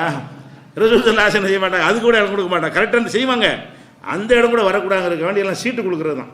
ஒரு பேரை சீட்டு குளிக்கிட்டு அப்பாஸ் பெரியப்பாவா, அப்பாஸுக்கு எந்த பேர் வருது, இப்ராஹிம் இருந்தால் இப்ராஹிம் போ, அவ்வளோதான். சீட்டு குழி தான் போடுவாங்க. யார் யாருக்கு எந்த வீடு என்பதை அவங்களே தேர்ந்தெடுக்க விட்டுறக்கூடாது. அவங்களே தேர்ந்தெடுக்க விட்டு என்ன செய்வாங்க? நல்ல வேலை செய்கிற மாதிரி ஆளாக இருந்து இவரை கொடுங்க, எனக்கு வீட்டு வேலை ஆகிக்கலாம்ல, அதுக்காக கூட அவர் கேட்கலாம். வழங்குதா? நல்ல திரகாத்திரமாக இருந்தாருன்னு சொன்னால் வீட்டுக்கு ஒரு ஆளுக்கு வேலைக்கு தேவைப்படுது, இந்த பசங்க எந்த பையன் நடக்குதாங்கன்னு கேட்டுருவாங்க. அப்படி அவங்களும் கேட்டக்கூடாது, இவங்களும் அப்படி தேர்ந்தெடுக்கக்கூடாது, ரசூல்லாம் பிரித்து கொடுக்கக்கூடாது என்பதற்காக ரசூல் ஸல்லல்லாஹு என்ன செய்வாங்கன்னு கேட்டால் சீட்டு குலுக்கி போடுவாங்க. சீட்டு குலுக்கி போட்டு யார் யாருக்கு எந்தெந்த வீடு, யார் யாரை யார் யார் ஏற்றுக்கிறா, சீட்டு தான் தீர்மானிக்கும். இதுக்கு சீட்டு குலுக்கி போகிறதுக்கு மார்க்கத்தில் அனுமதி, ஜோசியத்தில் இது வராது, பிரச்சனையை தீர்க்கிறதுக்காக வேண்டி உள்ளது. அப்போ அந்த மாதிரி கொடுக்கும் பொழுது அபு சாயிபுண்டு ஒருத்தரே மக்காவுக்கு வந்திருக்காரா, அவருக்கு வந்து உம்முல் அலாங்கிற ஒரு பெண்மணியுடைய அந்த அவங்களுடைய வீட்டுடைய சீட்டு உழுவுது, ஜாயிண்ட் பண்ணி விட்டுறாங்க. நீ உம்முல் அலா அபு சாஹிப்பை கூப்பிட்டு நீங்கள் என்ன செய்யுங்க, உம்முல் அலா வீட்டுக்கு போயிருங்க, அப்படி ஜாயின் பண்ணிடுறாங்க. அந்த போனால் அவர் அவ்வளோ அவர் ரொம்ப அந்த அபு சாஹிப் என்பவர் அந்த வீட்டில் அவர் அப்பல் கட்டுற முறையில் நடந்து கொண்டார். அந்த மாதிரி இஸ்லாத்தை ஏற்றுக்கொண்டு 100% முஸ்லீம்னு நினைக்கிற அளவுக்கு, வெளிப்படையாக பார்த்தால் அப்படி நினைக்கிற அளவுக்கு ஒரு நடத்தை இருந்தது. அவர் இறந்துடுறார். யார்? அபு சாஹிப் என்பவர் இறந்து விடுகிறார். இறந்த உடனே அப்போ அந்த உம்முல் அலா வீட்டில் வச்சு பராமரித்தாங்கல்ல அவரை, அவங்களுக்கு தெரியுமா இல்லையா? அவங்க சொல்லுவாங்க, அந்த ஜனாசா கிட்ட வந்து நின்று சொல்லுவாங்க, இப்போ ஷஹாதத்தி அழைக்க லக்கத் அக்ரமக்கல்லா, நான் உனக்கு சாட்சி சொல்கிறேன், அல்லாஹ் உங்களை நிச்சயமாக கண்ணியப்படுத்துவான் அப்படிங்கிறாங்க. ஏன்? அவங்க கண்ணால் பார்த்தாங்க, அவருடைய வீட்டில் எப்படி நடப்பார், வெளியில் எப்படி நடப்பார், அவருடைய ஒவ்வொரு அங்க அசைவு எப்படி இருக்கும், அவருடைய செயல்பாடு எல்லாமே இவங்கள பார்த்த வரைக்கும் நல்ல மனிதனுடைய செயல்பாடாக இருக்கிறது. அல்லாஹ் எந்த மாதிரி செயல்பாடுகளை பொருந்தி கொள்வானோ அந்த மாதிரி செயல்பாடு இவற்றை இருக்கிறது வெளிப்படையா. அதை பார்த்து அந்த அம்மா என்ன சொல்கிறாங்க, இப்போ ஷஹாதத்தி அழைக்க லக்கத் அக்ரமக்கல்லா, அல்லாஹ் உங்களை கண்ணியப்படுத்துவான் என்பதற்கு நான் சாட்சி சொல்கிறேன் அப்படின்னு சொல்கிறாங்க, சபையில் வச்சுக்கிட்டு, கூட்டத்தில் வச்சுக்கிட்டு. அப்போ ரசூல் ஸல்லல்லாஹு சொல்கிறாங்க, ஒமா யுத்ரீக்கல் அல்லல்லாஹு கத் அக்ரமஹு, அல்லாஹ் அவரை கண்ணியப்படுத்த உனக்கு எப்படி தெரியும், நீ எப்படி அதை சொல்லலாங்கிறாங்க. இவங்க வெளிப்படையான எல்லா செயலையும் பார்க்க, ஹிஜ்ரத்து செஞ்சு வந்தவர் வேற, ஒரு ரிமார்க் வர மேலே இல்லை, தங்க வச்ச வீட்லேயும் அவர் நல்ல பேர் எடுத்திருக்கிறாரு.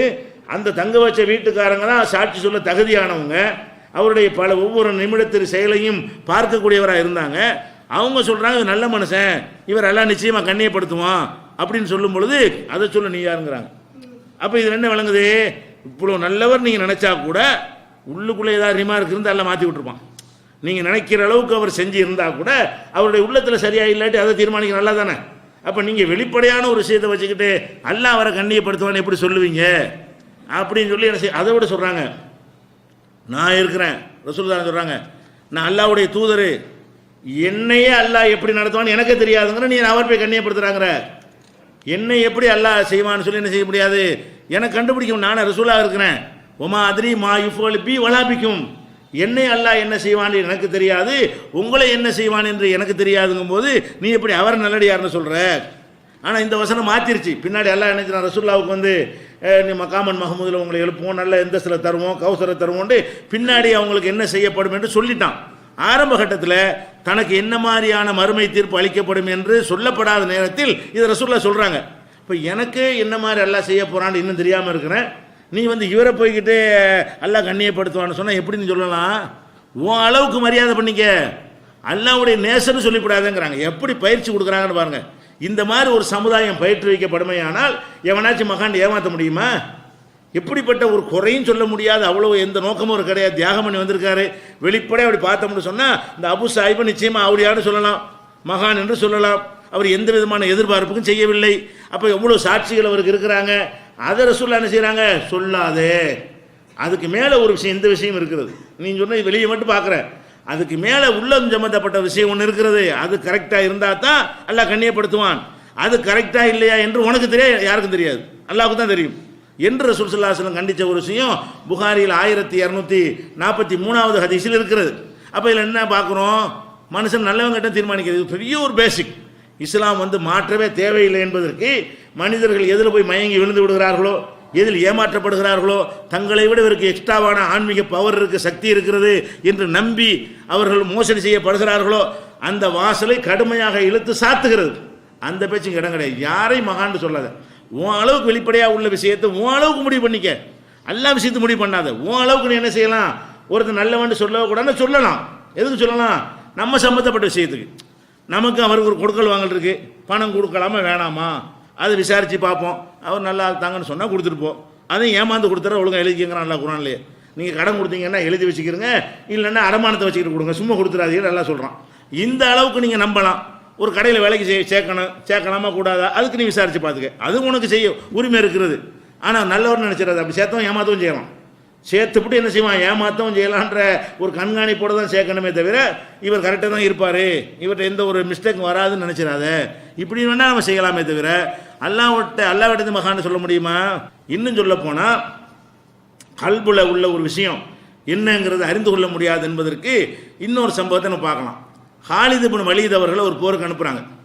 போரில் போய் யுத்தம் பண்ணிக்கிட்டு இருக்கும் பொழுது அவர் என்ன செய்கிறாருன்னா, அந்த எதிரி கூட்டத்தில் உள்ளவங்க அவங்க யுத்தத்தை விடுவதற்காக வேண்டி யுத்தத்துக்கு நாங்கள் வரல, நாங்கள் உங்களோட சேர்ந்துக்கிறோம்னு அந்த மக்கள் சொல்கிறாங்க. போர்க்களம் நடக்கும் பொழுது போர்லேருந்து தப்பிச்சுக்கிறதுக்காக வேண்டி என்ன வார்த்தையை சொல்கிறாங்க, நாங்கள் உங்கள் இதில் சேர்ந்துடுறோம் அப்படிங்கிறாங்க. உங்கள் இதில் சேர்ந்துடுறோம்னு சொல்வதற்கு போர்க்களத்தில் இப்படி சேர்ந்துடுறோம்னு சொன்னால் சண்டைக்கு வரலன்னு அர்த்தம். சண்டைக்கு வரலன்னு அவரோட சண்டைக்கு போகலாமா? போர் நடந்துக்கிட்டு இருக்கிறது, நாங்கள் இனிமேல் சரணடைந்து விட்டோம், இனிமேல் நாங்கள் யுத்தத்துக்கு வரல அப்படின்னு எதிரிகள் சொன்னார்களே, ஆனால் அதுக்கப்புறம் போரை தொடரக்கூடாது. யுத்தம் என்பது எப்போ சரணடைஞ்ச பிறகு அவங்களோட எடுத்து தாக்குதல் பண்ணக்கூடாது. இவங்க என்ன செய்கிறாங்க, சரணடைஞ்சதுக்கு அடையாளமாக இஸ்லாத்தை ஏற்றுக்கிறோன்னு சொல்லாமல் நாங்களும் சாபி ஆகி விடுகிறோங்கிறாங்க. சாபின்னா என்னன்னு கேட்டால், ரசூல் ஸல்லல்லாஹு அலைஹி வஸல்லம் அவர்கள் இஸ்லாத்தை சொல்லக்கூடிய நேரத்தில் அவங்களுக்கு காபியர்கள் வச்ச பேர் சாபி தான். சாபின்னு ஒரு கூட்டம் இருந்தாங்க. ரசூல்லா வருவதற்கு முன்னாடியே சாபியன்கள் ஒரு கூட்டம் இருந்தாங்க. அவங்க சிலையை வணங்க மாட்டாங்க. என்னடா கல்லை போட்டு வணங்குறீங்க, இதெல்லாம் கடவுளான்னு கேட்டுட்டு இருந்தாங்க. ஒரு இறைவன் இருக்கிறான்னு சொல்லுவாங்க, எதை வணங்க மாட்டாங்க, கல் மண்ணெல்லாம் வணங்க மாட்டாங்க, எந்த படைப்பையும் வணங்க மாட்டாங்க. சூப்பர் பவர் ஒருத்தர் இருக்கான்னு மனசார நம்புவாங்க. இவங்களுக்கு பேர் என்னது, சாபியன்கள். இப்படி ஒரு கூட்டம் இருந்தவுடனே ரசூல் ஸல்லல்லாஹு அலைஹி வஸல்லம் அவர்கள் ஏறக்குறைய நிகராக சொன்னாங்களா, கல்லை வணங்காது மண்ணை வணங்காதாண்டு. ரசூலுல்லாவுக்கு என்ன பேர் வச்சுட்டாங்க, சாபி, இவர் ஒரு சாபின்ட்டாங்க. அதனால அவங்க என்ன செய்கிறாங்கன்னு கேட்டால், நாங்களும் உங்கள் சாபி ஆகிக்கிறோங்கிறாங்க. போர்க்களத்தில் இஸ்லாம்னே விளங்காமல் போர்க்களத்தில் சண்டை நடக்கும் பொழுது நாங்களும் உங்கள் சாபி ஆகிக்கிறோன்றாங்க. இவர் என்ன பண்ணுறாரு, எல்லாத்தையும் போர் வெட்டுறதான்னு சொல்லிட்டு வெட்டி போடுறாரு. போர்க்களத்தில் சண்டைக்கு தான் வந்திருக்கிறோம், இப்போ வந்துக்கிட்டு சேர்ந்துக்கிறோம்னா ஒத்துக்கிற முடியாதுன்னு சொல்லி எல்லாத்தையும் போர்க்களத்தில் நினைஞ்சிடுறாரு, அவங்கள வெட்டி போடுறாரு, கொலை பண்ணிடுறாரு. போர்க்களத்தில் நடக்குது, போரில் உள்ளது குற்றமாகாது. அப்புறம் ரசூல்லாட்ட செய்தியை சொல்கிறாங்க. ரசூல் ஸல்லல்லாஹு அனுப்பி வைக்கிறாங்க, நடந்த செய்தியை சொல்கிறாங்க. உடனே ரசூல் ஸல்லல்லாஹு என்ன செய்கிறாங்க, அல்லாஹும்ம இன்னி அபுரவு இலைக்க மிம்மா சனா ஹாலித், யாரெல்லாம் அந்த ஹாலிது செஞ்ச வேலையை விட்டு நான் விளைவிக்கிறேன். எப்போ வெளிப்படையாக உன்னை சொல்லிட்டேன்னு அதை தான் நீ பார்க்கணுமே தவிர அவன் உள்ளத்தில் இருந்துச்சா இல்லையான்னு உனக்கு எப்படி தெரியும்? அப்போ ஹாலிது பதில் சொல்கிறாரு, இவன் தற்காப்புக்காக பொய் சொல்லியிருக்கிறான், நாங்கள் இவங்க இதில் சேர்ந்துக்கிறோன்னு சொன்னது எதுக்கு தான், போர்லேருந்து தப்பிச்சுக்கிறதுக்காக, உயிரை காப்பாற்றிக்கிறதுக்காக வேண்டி பொய்யாக சொன்னான்ட்டு அவர் பதில் சொல்கிறாரு. பொய்யாக சொன்னான்னு உனக்கு எப்படி தெரியும்? வெளிப்படையாக வாயில் உள்ளதான் உனக்கு தெரியுது, கல்புல அது இருந்துச்சா இல்லையான்னு உன்னை எப்படி கண்டுபிடிச்ச என்று சொல்லிவிட்டு அல்லாஹ்ட்ட துஆ செய்றாங்க, இறைவா இந்த ஹாலிது செஞ்சுட்டு வந்த வேலைக்கு நான் பொறுப்பு இல்லை, இந்த மாதிரி நான் ட்ரைனிங் கொடுக்கவும் இல்லை, இந்த மாதிரி பாடம் நடத்தவும் இல்லை, இந்த மாதிரி செய்யுமாறு நான் உத்தரவு போடவும் இல்லை, இதை நான் அங்கீகரிக்கவும் இல்லை. இப்போ வெளிப்படையாக ஒருத்தன் சரண்டருங்கிறானா அவ்வளவுதான். அவன் உள்ளத்தில் நடிக்கிறதுக்கு சொல்கிறானா அது உனக்கு தேவையே கிடையாது. உள்ளத்தில் உள்ளது அல்லாஹ் ஒருத்தருக்கு தான் தெரியும். நீங்கள் வெளிப்படையானதை மட்டும் பார்த்து முடிவு செய்ய வேண்டிய நிலையில் இருக்கிறீர்கள் என்று ஹாலிதை என்ன செய்யறான், கடுமையாக கண்டித்து நீ செஞ்ச வேலைக்கு நான் சம்பந்தம் இல்லைன்னு அல்லாஹ்ட்ட துஆ செய்கிறாங்கன்னு சொன்னால் இவர் எவ்வளோ பெரிய கடுமையான தப்பை செஞ்சிருக்கிறார் என்று காட்டுகிறார்கள். எதனால், வெளிப்படையான ஒரு செயலை வைத்துக்கொண்டு இவர் முடிவு செய்கிறார், உள்ளத்தில் உள்ளது முடிவு செய்கிறார். உள்ளத்தில் அவன் திருந்திட்டானா எதுக்கு சொல்கிறான்னு யாராலும் கண்டுபிடிக்க இயலாது. இவர் உள்ளத்திலேயே அது இல்லைன்னு தீர்மானிக்கிறார். அதுதான் கண்டிக்கப்படுது. இது புகாரியில் 4339 ஹதீஸில் இருக்கிறது. இதே மாதிரி ஒரு சம்பவத்தை எடுத்துக்கொண்டோமையானால், உசாமாண்டா ரசூலுல்லாஹ்வுடைய அந்த வளர்ப்பு மகனாக ஒருத்தர் வளர்த்தாங்க, அவருடைய மகன் தான் உசாமா தலைமையில் ஒரு படையை அனுப்புகிறாங்க. அவர் போர்க்களத்தில் போய் இருந்து செய்கிறாரு, அவங்க அதே மாதிரி அவர் களிமா சொல்லி நான் உங்கள் மார்க்கத்தில் வந்துடுறேன், சண்டைக்கு வரல அப்படின்னு போர்க்களத்தில் சொல்கிறாரு. இவர் என்ன செய்கிறாரு, யுத்தத்தில் தப்பிச்சுக்கிறதுக்கு சொல்கிறான், வெட்டு அப்படின்றது. வெட்டி முடித்த உடனே ரசூலுல்லாஹ்ட்ட செய்தி வருது. அப்போ ரசூலுல்லாஹ் கேட்குறான், என்ன செஞ்ச? அவர் ஹௌஃப மினஸ்ஸிலாஹ், அவர் ஆயுதத்துக்கு பயந்துக்கிட்டு தான் அந்த வார்த்தையை சொன்னார், அவர் உள்ளத்திலேருந்து சொல்லலைன்னு யார் சொல்கிறா, உசாமா சொல்கிறாங்க. ரசூல் ஸல்லல்லாஹு அலைஹி கேட்குறாங்க, அஃபலாத்த ஷக்கு தன் கல்பிஹி, அவர் உள்ளத்தை நீ பொழந்து பார்த்தியலோ? அவர் உள்ளத்திலேருந்து சொல்லலை, வாயில் தான் சொன்னார்னா அப்போ உள்ளத்தை பொழந்து பார்த்து உள்ளத்தில் இல்லைன்னு கண்டுபிடிச்சி அப்புறம் வெட்டினியா, நீ உள்ளத்தை நீ பிளந்து பார்த்தாயான்னு சொல்லிட்டு திருப்பி திருப்பி திருப்பி திருப்பி சொல்கிறாங்க. இதே ஹல்லாத்த ஷக்கு தான் கல்பிஹி, அவர் கல்பை நீ பொழந்து பார்த்தியான்னு கேட்குறாங்க. உசாமா சொல்கிறாரு, நம்ம ரசூலுல்லாஹ்வுடைய கோபத்தை இந்த கண்டனத்தையும் பார்த்தால் இன்னைக்கு இஸ்லாத்துக்கு வந்திருக்கலாம் போல இருக்கு. முந்தி நம்ம இஸ்லாத்தில் சேர்ந்தனால உங்களுக்கு தப்பாக போயிடுச்சு. இன்னைக்கு இஸ்லாத்தில் வந்தால் என்ன செஞ்சிருக்கலாம், இஸ்லாம் எல்லா பாவத்தையும் அழிச்சிருமே, பழைய பாவத்தை பாவம் இல்லாமல் போயிடும், அவ்வளோ பெரிய பாவத்தை செஞ்சிட்டோமேன்னு அவர் சொல்லுகிற அளவுக்கு ரசூலுல்லாஹ் கண்டிக்கிறாங்க. எதனால் கண்டிச்சாங்க? இதில் கண்டிப்பில் உள்ள கான்செப்ட் என்ன, மனசில் உள்ளதை அறிகிற மேட்டர் தான் இங்கே வருது. எது கண்டிக்கிறாங்க, அவர் உள்ளத்தில் இருந்துச்சா இல்லைன்னு தீர்மானிக்க நீ யார்? அவன் நல்லவங்கிற தீர்மானிக்கிறதையும் உனக்கு முடியாது, கெட்ட வேண்டு தீர்மானிக்கவும் முடியாது. வெளிப்படையானதான் நீ பார்க்குற, அதை ஏற்றுக்கிட்டு போயிட வேண்டியதுதான். வெளிப்படையாக லாயிலா ஒருத்தர் இஸ்லாத்தை நம்மள்ட்ட தழுவுறதுக்கு வர்றாரு, நான் இஸ்லாத்தை ஏற்றுக்கிறேன் களிமா சொல்லி கொடுக்குறோம், அங்கேருந்து 4 பேர் இருந்துச்சுட்டு இவன் நடிக்கிறான்னு சொல்ல முடியுமா? நடிக்க உனக்கு என்ன தெரியும்? வெளியில் உள்ளது எங்களுக்கு கண்ணுக்கு தெரியுது, உள்ளத்தில் இருக்குதா இல்லை நல்லா பார்த்துட்டு இருக்கிறான். அப்போ யார் வந்து இஸ்லாத்தில் ஏற்றுக்கிட்டு நடித்தா கூட நம்ம எவனுக்காக கிராஸ் பண்ண அனுமதி இருக்குதா? எந்த ஒரு இந்த மகான அவுளியா கண்டுபிடிக்கலாம்னு சொல்கிறாங்களே, அவங்கள்ட்ட கேளுங்க, உங்கள் ஜமாத்தில் ஒருத்தர் இஸ்லாத்தை ஏற்றுக்கிறதா என்ன செய்வேன்னு கேளுங்க. வெளிப்படையாக சொன்னால் முஸ்லீம்னு சொல்லுவீங்களா? உள்ளத்தையும் கரெக்டாக ப்ரூவ் பண்ணி காட்டு அப்படின்னு சொல்லுவீங்களா? வெளிப்படையாக விஷயம். அப்போ நடிக்கிறதுக்காக கூட வந்து இருக்கலாம். ஆனால் அல்லாஹ் என்ன செய்கிறான்னா, அந்த பேசிக்காக வேண்டி அது எவ்வளோ ஆபத்துன்னு கவனிங்க. இஸ்லாத்தில் ஏற்றுக்கிறவங்க பொய்யா நடித்து நம்மளோட பழகி நம்மளை கருத்துறது கூட போயிடலாம்ல. ஆனால் அல்லாஹ் என்ன அப்படி பண்ணாலும் பரவாயில்லை, நீ இந்த பேசிக் உறுதியாக இருக்கணும். எந்த உறுதி? கல்புல உள்ளதை உள்ளத்தில் உள்ளதை மனுஷனுக்கு அறிய இயலாது. இது டாபிக், இதை வச்சு ரொம்ப ஏமாற்றி போடுவாங்க. அதுக்காக அல்லாஹ் என்ன செய்கிறான்னு கேட்டால், உன் அதிகாரத்தோடு நீ நிப்பாட்டிக்க, உள்ளத்தில் ஒருத்தனுக்கு இருக்குதா இல்லை என்று நீ தீர்மானிக்காத என்று நடிக்கக்கூடியவர்களையும் முஸ்லீம்களாக ஏற்றுக்கொண்டு ரசூலுல்லாஹ் இருந்தார்கள். முனாஃபிக்குகளை நாமளும் இப்போ இஸ்லாத்தில் வரக்கூடிய அத்தனை பேரும் கரெக்டாக வர்றாங்கன்னு சொல்ல முடியாது. வருவர் நோக்கம் இருக்கலாம், ஒரு சம்பாதிக்கிறதுக்காக வரலாம், பொய்யாக சொல்லலாம், நல்லவர்களும் இருக்கலாம். நம்முடைய கடமை என்ன? எங்களுக்கு அதெல்லாம் தெரியாது, எதுக்கு வந்தாண்டு வெளிப்படையாக அல்லாஹ் ஒருத்தங்கிறான், வேற எதுவும் வணங்க மாட்டேங்கிறான், முகமது நபி அல்லாஹ்வுடைய தூதருங்கிறான், இந்த மார்க்கம் சரியான மார்க்கம்ங்கிறான், விடு அவ்வளோதான். நாங்கள் எதை தான் பார்ப்போம்? வெளிப்படையானதை பார்ப்போம். அப்போ உள்ளத்தில் அவன் அடித்தா கூட உள்ளத்தில் உள்ள பற்றி பேசாத அப்படி சொல்லக்கூடிய மார்க்கம் இது முஸ்லீமில் 287வது ஹதீஸில் இருக்கிறது. நபிகள் நாயகம் ஸல்லல்லாஹு அலைஹி வஸல்லம் காலத்தில் ஒரு போர் நடக்கிறது. போர்க்களத்தில் ஒருத்தர் மட்டும் பயங்கரமாக தீவிரமாக என்ன செய்கிறாரு, போடுறாரு. எங்கெல்லாம் தனி ஆள் விரட்டி விரட்டி போய் என்ன செய்கிறாரு, அவர் வந்து கொள்றாரு, பல இது தியாகங்களை பண்ணுறாரு. இருக்கிற ஆட்கள்லாம் பேசிக்கிறாங்க, இந்த போர்க்களத்தை பொறுத்த வரைக்கும் இந்த மனுஷனுக்கு நிகராக யாரும் போர் செய்யலை, இந்த ஆள் அளவுக்கு என்ன செய்யலை, அவ்வளோ தீவிரமாக வீர தீர பராக்கிரமத்தோடு யாரும் போர் செய்யலை என்று மக்கள்லாம் பேசிக்கிறாங்க. ரசூலுல்லாஹ் காதில் விழுந்துருச்சு. ரசூலுல்லாஹ் என்ன செஞ்சாங்கன்னா, இன்னஹு மின் அஹ்லின்னாருங்கிறாங்க. நீங்கள் யாரை பற்றி பேசுனீங்களோ அவர் நரகவாசிங்கிறாங்க. சஹாபாக்கள் அத்தனை பேரும், போர்க்களத்தில் அத்தனை பேரும் இவருடைய இந்த வீர தீரத்தை பார்த்துவிட்டு, இந்த அளவுக்கு தியாகம் பண்ணுறாரு என்று பார்த்துவிட்டு, இவர் தான் இருக்கிற டாப்பு, முதலிடம் யாருக்கு தான் கொடுக்கணும், இவருக்கு தான் கொடுக்க வேண்டும் என்று எல்லாரும் பேசி கொண்டிருக்கிறார்கள். அது ரசூலுல்லாஹ் காதில் விழுந்து என்ன செய்கிறாங்கன்னு கேட்டால், இன்னஹு மின் அஹ்லின்னாருங்கிறாங்க, நரகவாசிங்கிறாங்க. சஹாபாக்கள் ஆச்சரியம், என்னடா இது, நம்ம பார்த்த வரைக்கும் இது உள்ள வெளிப்படையாக நல்லா தான் இருக்காரு, மகான் நம்ம தீர்மானிக்கிட்டு இருக்கிறோம், அல்லாஹ்வுடைய அவுலியாவுல ஆளை வைக்கணும்னு பேசிக்கிட்டு இருக்கிறோம், இவர் என்ன செய்கிறார், ரசூலுல்லாஹ் வந்து நரகவாசிங்கிறாங்கன்னு பார்த்தா கடைசியில் அந்த போரில் ஈடுபட்டு கை வெட்டப்பட்டுருச்சு. வெட்டப்பட்டு ரத்தம் ஓடி வலி தாங்க முடியாமல் வேதனையில் அவர் தன்னைத்தானே ஈட்டியை குத்திட்டு தற்கொலை பண்ணிடுறாரு. அப்போ தற்கொலை பண்ணால் என்ன, எங்கே போவார், நரகத்துக்கு போவார். இது அல்லாஹ் அறிவித்து கொடுத்துருக்கான். இந்த ஆள் தற்கொலை பண்ணிட்டு சாவார் என்பது அல்லாஹ் என்ன செஞ்சான், அவருக்கு அறிவித்து கொடுத்துருக்குறான். அப்போ அதைத்தான் இன்னமும் நரகவாசின்னு சொல்கிறாங்க. அப்போ தான் சகாபாக்களுக்கு விளங்குது, ஆஹா நம்ம ஒன்று இப்படி வெளிப்படையாக வச்சு நினைக்கிறோம், இந்த மாதிரியும் இருக்கலாமே, நம்ம அவுளியான்னு நினைச்சாலும் இப்படியும் போயிடுறாரு, நரகவாசி ஆயிடுறாரு என்று அப்போ தான் தெரிந்து கொள்கிறார்கள். அப்போ ஊர் உலகமெல்லாம் நல்லவர் நினைக்கக்கூடிய ஒருத்தர் வந்து கெட்டவராக மாறி போயிடுறாரு இல்லையா? இது வந்து புகாரில் 2898வது ஹதீஸில் நீங்கள் பார்க்கலாம். அதை விடுங்க, நபிகள் நாயகம் ஸல்லல்லாஹு அலைஹி வஸல்லம் அவங்களுக்கு அல்லாஹ் அறிவித்து கொடுத்த ஆட்களை பற்றி தான் நல்லடியார்னு சொல்ல முடியும். சில ஆட்கள் அல்லாஹ் அறிவிச்சு கொடுத்த, அபூபக்கர் நல்லடியார், உமர் நல்லடியார், உஸ்மான் நல்லடியார், அப்படி 10 சஹாபாக்களை பற்றி சொன்னாங்க, பத்ர் சஹாபாக்களை பற்றி சொன்னாங்க, வேறு வேறு சஹாபாக்களை பற்றி இவங்களெல்லாம் சொர்க்கவாசிகள் ரசூலுல்லாஹ் சொன்னாங்க. அவங்களா சொல்லலை, அவங்களுக்கு இருக்கிற அறிவை கொண்டு சொல்லலை, அல்லாஹ்வுடைய வஹியை கொண்டு சொன்னார்கள். அல்லாஹ் வஹி மூலமாக என்னஞ்சான், இன்னும் நேரம் அறிவிச்சு கொடுத்தான் சொல்லிட்டான். அறிவிச்சு கொடுக்கலன்னு வைங்க, அவங்களும் தப்பு தப்பாக முடிவு பண்ணியிருக்கிறாங்க, நல்லடியார் நினச்சி ஏமாந்துருக்குறாங்க. மற்றவங்க ஏமாந்த மாதிரி ரசூல் ஸல்லல்லாஹு அலைஹி வஸல்லம் நினைச்சிருக்காங்க, நல்லடியார் நினச்சி அது நேற்று உள்ள செய்தியில் நம்ம சொல்லியிருக்கிறோம். இந்த தீர்ப்பு கேட்டு வருவாங்கல்ல, வழக்கு கொண்டு வருவார்கள், நான் வழக்கு வாதத்தை காட்டி வந்தால் நல்லவன் தீர்ப்பு அளிச்சிருவேன், கடைசியில் பொய்யா கூட இருக்கலான்டாங்கல்ல, ஏமாந்துருக்கான்னு அர்த்தம். இவங்க நல்லடியார்னு சொல்லி நல்லவன் சொல்லி அவனுக்கு தீர்ப்பளிக்க உண்மையில் யாராக இருக்கான், அவன் கெட்டவனாகவும் இருக்கலாமே. இதுவே ஆதாரமாக இருக்கிறது.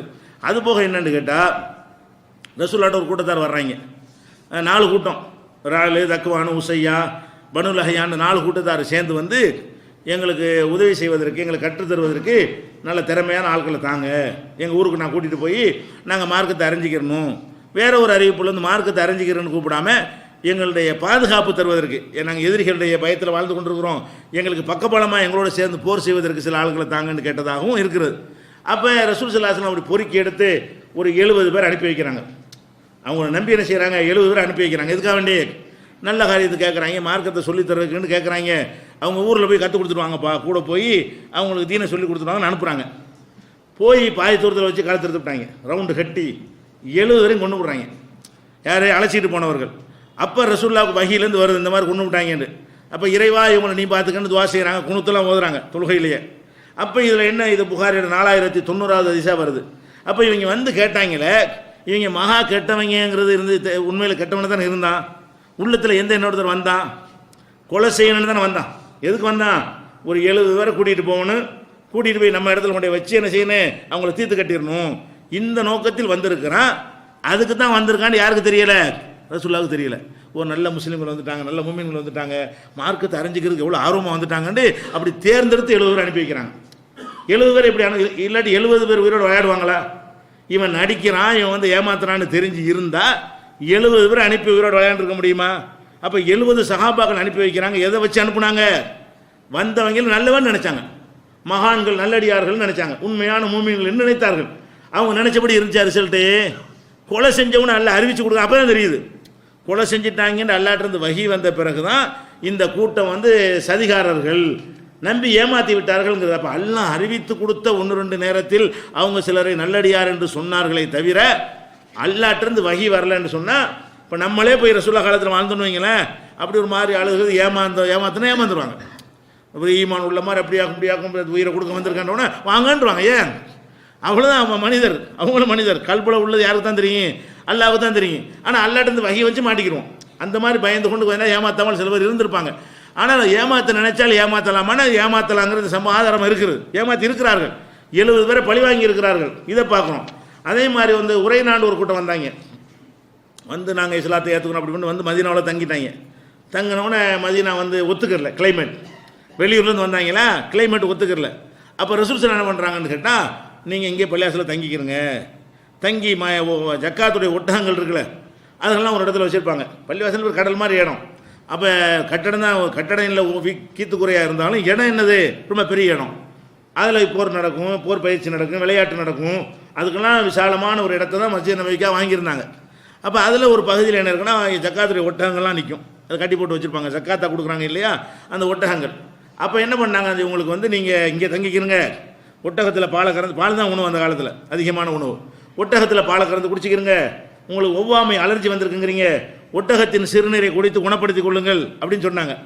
அது ஒட்டகத்து சிறுநீரில் இப்போ குணம் இருக்குன்னு மருத்துவத்தில் கண்டுபிடிச்சா டாபிக் வேறு. அப்போ அதை சொன்னோன்னே அவங்க தங்கிட்டாங்களா, எல்லாம் ரூட்லாம் பார்த்துக்கிட்டாங்க, எத்தனை ஒட்டகம் இருக்குது, எப்போ ஃப்ரீயாக இருக்கும், எப்போ காவல் இருக்கும், எல்லாத்தையும் கண்காணிச்சிக்கிட்டு ஒரு நாள் ராத்திரி எல்லாத்தையும் ஓட்டிகிட்டு போயிட்டாங்க. தங்கி இருந்து எதுக்கு வந்திருக்காங்க, ஜக்காத்து ஒட்டகத்தை ஓட்டிகிட்டு போகிறது தான் வந்திருக்கிறாங்க. வந்து அப்படி நடிச்சு எங்களுக்கு உடம்பு சரியில்லை, நாங்கள் தங்களுக்கு வசதி இல்லை, நாங்கள் இஸ்லாத்தை ஏற்றுக்கிறோம், உங்கள் ஊரில் இருந்துக்கிறோம், எங்களுக்கு ஏதாவது செய்யுங்கன்னு கேட்டவுடனே ரசூலுல்லாஹ் இறக்கப்பட்டு இஸ்லாத்துக்காக வந்து தியாகம் பண்ணி வந்திருக்கிறாங்க, தங்கிட்டு போப்பான்னு சொன்னோடனே ஒட்டகத்தையும் ஓட்டி 2 நாள் இருந்து கண்காணிக்கிறாங்க. எதுக்காக வேண்டி, என்னென்ன ஃப்ரீயாக இருக்கும், எப்போ ஓட்டிகிட்டு போனால் தப்பிச்சுக்கிடுவோம், எப்போ யாரும் வராமல் இருப்பாங்க, எல்லாத்தையும் ரூட் எடுக்கிறதுக்கு வந்திருக்கிறாங்க. எடுத்துட்டு ஒரே ஒரு ஆள் தான் காவலுக்கு நிற்கிறாருன்னு கண்டுபிடிச்சிட்டாங்க. ஒட்டகத்துக்கு காவல் ஒரே ஒரு ஆள் தான். அந்த ஒரு ஆளையும் வெட்டி கொண்டு விட்டு ஒட்டத்தை ஓட்டி ஓடி போயிட்டாங்க. அப்போ ரசூல் ஸல்லல்லாஹு என்ன செய்கிறாங்க, ஓட்டி கண்ணையும் தோண்டிட்டவரை கொலை பண்ணிவிட்டு அந்த ஆளுடைய கண்ணையும் தோண்டிட்டு என்ன செய்கிறாங்க, கொடூரமானவர்களாக இருந்திருக்காங்க. அவங்க கொள்ளடிக்க மட்டும் வரல, அவங்க வெறும் இஸ்லாத்தின் மீது முஸ்லீம்கள் வெறுப்புடையவர்களாக இருந்திருக்கிறாங்க. இல்லாட்டி கண்ணை தோண்டுவானா? அப்போ கண்ணை தோண்டிட்டு தூக்கி போட்டவரை கொலை செஞ்சுட்டு ஒட்டத்தை ஓட்டு போயிட்டாங்க. ரசூல் ஸல்லல்லாஹு நினைச்சாங்க, எங்கே இருந்தாலும் அவனை உடனே இம்மிடியேட்டாக பிடிச்சிட்டு வாங்கன்றாங்க. பறந்து போய் சகாபாக்கள் நினைச்சிட்டாங்க, விரட்டி ஆளுகளை கொண்டு வந்துட்டாங்க, மத்தியானத்துக்குள்ளே வந்தாச்சு. அப்போ அதே மாதிரி அவர்களுக்கு கண்ணை தோண்டி நினைச்சாங்க, அப்படி மார்க்கத்து சட்டம், கண்ணு பல்லுக்கு பல்லு, அவங்கள கொலை பண்ண, அது ஒரு விஷயம், தண்டிக்கிச்சாங்கன்னு வருது. இது புகாரியில் 1501வது ஹதீஸில் இடம்பெற்றிருக்கிறது. இதுலேருந்து என்ன செய்கிறோம், இவன் வந்து நடிக்கிறதுக்கு வந்தான், அதையும் ரசூலுல்லாஹ்வுக்கு தெரியலை. ஒரு ஆளை நாளை கொலை பண்ணுற திட்டத்தோடு வந்திருக்கானா இல்லையா, அவ்வளோ பெரிய கெட்டவனாக இருந்திருக்கிறான். ரசூல் ஸல்லல்லாஹு என்ன பண்ணுறாங்க, ஜக்காத்தில் கொண்டு உட்கார வைக்கிறாங்க, இந்தா பயன்படுத்திக்க. அப்போ ஜக்காத்து பொருளை பயன்படுத்துகிற இடத்துல அவனை உட்கார வைக்கிறாங்கன்னா எப்படி நம்புனாங்க, அவனை பற்றி நல்லவன் தான் நம்புனாங்க. இவங்க நல்லடியார்கள் பாவம் இஸ்லாத்தை ஏற்றுக்க கஷ்டப்பட வந்திருக்கிறார்கள்னு நினைச்சாங்க. பொய்யா போச்சா இல்லையா? அப்போ நபிகள் நாயகம் ஸல்லல்லாஹு அலைஹி வஸல்லம் அவர்களே ஒருத்தர் நல்லடியார் நினைத்து ஏமாந்து விட்டார்கள் என்று சொன்னால் நாம் ஏமாறுறது ஏமாத்துறோம். நம்ம ஒருத்தரை மகான் நம்பினா நம்ம ஏன் ஏமாற மாட்டோம்? இதை புரிந்து கொள்ள வேண்டும். அதை விட நபிகள் நாயகம் ஸல்லல்லாஹு அலைஹி வஸல்லம் அவர்கள் ஒரு யூத பெண் வந்து ஆட்டு இறைச்சியில் விஷத்தை கலந்து கொண்டாந்து கொடுக்குது. ரசூலுல்லாஹ் சாப்பிட்டாங்க. அல்லாஹ் உன்னை பாதுகாப்பான்னு ஒரு வசனம் உத்தரவாதம் இல்லாட்டி மௌத்தா போயிருப்பாங்க. எதுக்கு? அல்லாஹ் வல்லாஹு யாசிமுக மினன் நாஸ், மனிதர்களிடமிருந்து அல்லாஹ் உன்னை பாதுகாப்பான் அப்படின்னு வசனம் இருக்கிறது. மனிதர்களால் யாரும் கொல்ல முடியாதுன்னு ஒரு கேரண்டி அல்லாஹ் கொடுத்தான். அதனாலயாக்கும் அல்லாஹ்வுடைய அருளால் அவங்க தப்பிச்சுக்கிட்டாங்க. அந்த பெண் வந்தது எதுக்காக வேண்டி? இறைச்சியை கொடுத்து ஆளை காலி பண்ணணுங்கிறக்கான விஷத்தை கலந்து கொண்டாந்து கொடுக்குது. அப்போ ரசூல் ஸல்லல்லாஹு அலைஹி வஸல்லம் சாப்பிட்றாங்க. சாப்பிட்டா அந்த விஷத்துடைய அறிகுறிகள்லாம் தெரியுது. சாவலையை தவிர அந்த விஷத்துக்குன்னு உள்ள அறிகுறி தெரியும் இல்லையா? தெரிஞ்சவொன்னே மறுபடியும் சாப்பிடாம விட்டாங்க. பிடிச்சி கொள்ளலாமான்னு சகாபாக்கெல்லாம் கேட்குறாங்க. வேணாம் விட்டுருங்க. ஏன்னா பொதுவாக வந்து இந்த மாதிரி ஆளை கொள்ளலாம். தன்னுடைய விஷயத்தை ரசூலுல்லாஹ் மன்னிக்க அதிகாரம் இருக்குது. சம்மந்தப்பட்டவன் மன்னிச்சா கிடையாது தானே. ஒரு கொலை செஞ்சாலுடைய குடும்பத்தார் மன்னிச்சாங்கன்னா தண்டிக்க முடியாது. அப்போ ரசூல் ஸல்லல்லாஹு அலைஹி வஸல்லம் தன் சம்மந்தப்பட்ட விஷயமா இருக்கிறனால வேணாம் அவள் ஒன்றும் செய்ய வேணான்ட்டாங்க. அதில் டாபிக் இந்த பொம்பளை வந்து யூத பெண்ணாக இருக்கட்டும், யூத பெண்ணிலே கெட்ட வேண்டும் விளங்குனாங்களா? ஒரு சாதாரண சராசரி யூத பெண் நினைக்கிறாங்க. அவங்க என்ன நினைக்கல, இந்த விஷம் கொடுத்து கொள்றதுக்காக வந்த பயங்கரமான சதியில் வந்திருக்கிறான்னு விளங்க முடிஞ்சா இல்லை. அப்போ சாப்பாடு இல்லைன்னு சாப்பிட்ருக்க மாட்டாங்க. பிடிச்சி வரும்போது செய்யுங்க, வாங்க விஷத்தை கொண்டு வந்தீங்களா கேட்டுப்பாங்களா இல்லையா? அப்படி செய்ய முடியல, ஏமாந்தான் போயிட்டாங்க. அப்போ இது எதுக்கு இதெல்லாம் சொல்லப்படுதுன்னு கேட்டால், அவுலியாக்கள் கராமத் செய்வாங்க, மகான்கள் செய்வாங்கங்கிறதெல்லாம் ரெண்டாவது விஷயம். ஒரு மனுஷன் நல்ல வேண்டும் நீ தீர்மானிக்காத, ஞானின்னு தீர்மானிக்காத, மகான்னு தீர்மானிக்காத. உன்னை எப்படி ஒரு மனுஷனாக நினைப்பார். உன்னை மாதிரி ஒரு மனுஷனாக மட்டும் நீ பார்க்கணுமே தவிர, அவர் பெரிய தாடி வச்சிருந்தாலும், பெரிய ஜுப்பா போட்டிருந்தாலும், பெரிய தவம் இருந்தாலும், பார்த்தாலும் தனியான ஒரு கலை வந்தாலும், அதெல்லாம் வச்சுக்கலாம் என்ன செய்ய முடியாது. என்ன கலர், என்ன தேஜஸ் சார், நல்லா திண்டா தேஜஸ் தான் இருப்பான். முகத்தை பார்த்துட்டு களை வட்டிக்குதுங்க, பார்த்தா அப்படியே உள்ளி அப்படி தலை தக்காளி பழம் மாதிரி இருந்தால் அதெல்லாம் நல்லடியாக இருக்கு ஆதாரமா? அதெல்லாம் ஒரு ஆதாரம் கிடையாது. அப்போ இதையெல்லாம் ஒரு ஆதாரமாக வைத்து நீங்கள் நம்பி ஏமாந்துடாதீங்கப்பா. மனிதன் தான், அவன் யார் இறைநேசன் ஆகிறத உங்களுக்கு கண்டுபிடிக்க இயலாது. இறைநேசர்கள் இருப்பார்களே ஆனால் அது அவங்களுக்கு அல்லாஹ்வுக்குள்ள விஷயம். இப்படித்தான் அவுலியாக்களை பற்றி சொல்லப்படுதே தவிர, அதனால் அவுலியா கராமத்துங்கிற கான்செப்டே இஸ்லாத்தில் கிடையாது. இவங்க தான் அந்த சுன்ன ஜமாத்தில் உள்ளவங்க தான் சொல்கிறாங்க நல்லடியாரை கண்டுபிடிக்கலான்னு ஒரு பக்கம் சொல்கிறாங்க. கண்டுபிடிக்க இயலான்னு சொல்லிட்டு அற்புதம் செய்வாங்கன்னு சொல்கிறாங்க. அதை கண்டுபிடிக்கவே இயலாதுங்கிற அப்புறம் அவுலியா அற்புதம் செய்வார்னு அவர் அவுலியான்னு முடிவு பண்ணால் தான் அதை பற்றி பேச முடியும். அப்படி முரண்பட்டு பேசுகிற காரணத்தினால் குழப்பம் ஏற்படுதே தவிர எந்த ஒரு மனிதனும் இந்த மாதிரி மந்திரம் செய்ய இயலாது. விளங்கிக்கிறங்க, மாய மந்திரம் செய்ய இயலாது. இந்த கான்செப்ட்டு மாற்ற வேண்டிய கான்செப்டா இன்றைக்கி தேவையானதா? இன்றைக்கி எல்லாரும் அடிபட்டு போயிடறான தலைவர்கள் வரைக்கும் வந்து அரசியல் கட்சியிலேருந்து சீர்திருத்தவாதிகளிலிருந்து அனைவரும் தங்கள் தலைவர்கள் மீது இந்த மாதிரி நம்பிக்கை வைக்கிறான். அவங்க நம்பி ஏமாறுறான், அவனை நல்லவங்கிறான், வெளிப்படையான செயலை வச்சுக்கிட்டு உள்ளூர மனசார அப்படி நேசிக்கிறான். எந்த அளவுக்கு நேசிக்கிறான்? தன்னுடைய தலைவனுக்கு ஒரு சின்ன ஒரு முள்ளு குத்தி விட்டது என்றால் இவன் மண்ணனை உதிர்ச்சி ஆகுறான். எப்படி நல்லவன் நினைக்கிறான்னு கேட்டால், அந்த அரசியல்வாதி தலைவர்கள்லாம் சம்பாதிக்கிறதுக்கு இயக்கம் நடத்துனாங்க, தான் உண்மை. வெளிப்படையாக பல சந்தர்ப்பங்களில் காட்டுறாங்க. ஆனாலும் அந்த தலைவர்களுக்கு ஏதாவது ஒன்று ஒருத்தனை கட்சியில் நீக்கிட்டா போதும் அவனுக்காக தீ குளிக்கிறாங்கிறான். அவன் மேலே எவ்வளோ பிரியம் வச்சுக்கான்னு பாருங்கள். ஒருத்தனை கட்சியில் நீக்கினா இவன் தீ குளிக்கணுமா? ஒருத்தன் தேர்தலில் தோற்று போயிட்டான், அதுக்கான தீ குளிக்கிறான். தன்னுடைய தலைவன் நினைக்கிறவன் தேர்தலில் தோத்துட்டா நான் சாவ போகிறேங்கிறான். அப்போ எப்படிப்பட்ட இடத்துல வைக்கிறான்? இவங்க சீர்திருத்தவாதின்னு சொல்கிறவங்க கூட அவனை இங்கே ஒன்று மகான், இவர்கிட்ட அப்பளுக்கு இல்லாத ஒரு பத்திரமாத தங்கம்னு மனசில் இருக்க போய் தானே தீ குளிக்கிறான். இது இஸ்லாத்தில் வராத. ஒரு முஸ்லீமில் வந்து ஒருத்தர் இந்த மாதிரி முஸ்லீம் ஆளு ஒரு மகா மார்க்கத்தில் உள்ள ஒருத்தர் அவர் தோத்துட்டாருன்னு வைங்க, அதுக்கான முஸ்லீம் தீ குளிப்பானா? தீ குளிக்குவான். அவனுக்கு தெரியும் இதெல்லாம் ஒரு மேட்ரு, அவனுக்கு தெரியும். வணங்குதா? அவர் ஏதோ ஒரு உலக லாபத்துக்காண்டி போட்டிடுறாரு, இப்படி நம்ம நினச்சிட்டு போயிடுறோம். அதனால் இந்த அவுலியாவுடைய கராமத்துங்கிற ஒரு பேசிக் இஸ்லாத்தில் கிடையாது. மகானை ரெண்டு விஷயம், மகானை கண்டுபிடிக்க இயலாது என்பதும் அதுலேயும் இஸ்லாம் வந்து மாற்ற தேவையில்லாத வகையில் இருக்கிறது. எந்த மனுஷனும் அல்லாஹ் செய்கிற மாதிரி அற்புதங்கள் செய்ய முடியாது. இறை தூதர்களுக்கு மாத்திரம் ஒன்று ரெண்டு கொடுத்தானே தவிர அவங்க காலத்துக்கு பிறகு இதுவரைக்கும் எது செஞ்சாலும் தந்திரமாக இருக்கும், ஃப்ராடாக இருக்கும், பித்தலாட்டமாக இருக்கும் என்று புரிந்து கொள்ள வேண்டும். இன்ஷா அல்லாஹ் நேற்று சொன்னபடி சூனியம் என்பது மார்க்கத்தில் உண்டா? சூனியத்தின் மூலமாக நபியே சூனியம் பண்ணாங்கங்கிறாங்களே, அப்படின்னு அந்த வகையில் அதை மாற்றி தானே ஆகணும். சூனியம்னு சொல்லி ஒருத்தனை ஏதாவது செய்ய முடியும்னு சொன்னால் அப்படியான ஒரு கான்செப்ட் மாற்றி ஆகணும்னு சொல்லுவானே இல்லையா? அதுக்கு என்ன பதில்? இந்த விஷயங்கள்லாம் இன்ஷா அல்லாஹ் நாளைக்கு பார்க்கலாம். அஸ்ஸலாமு அலைக்கும்.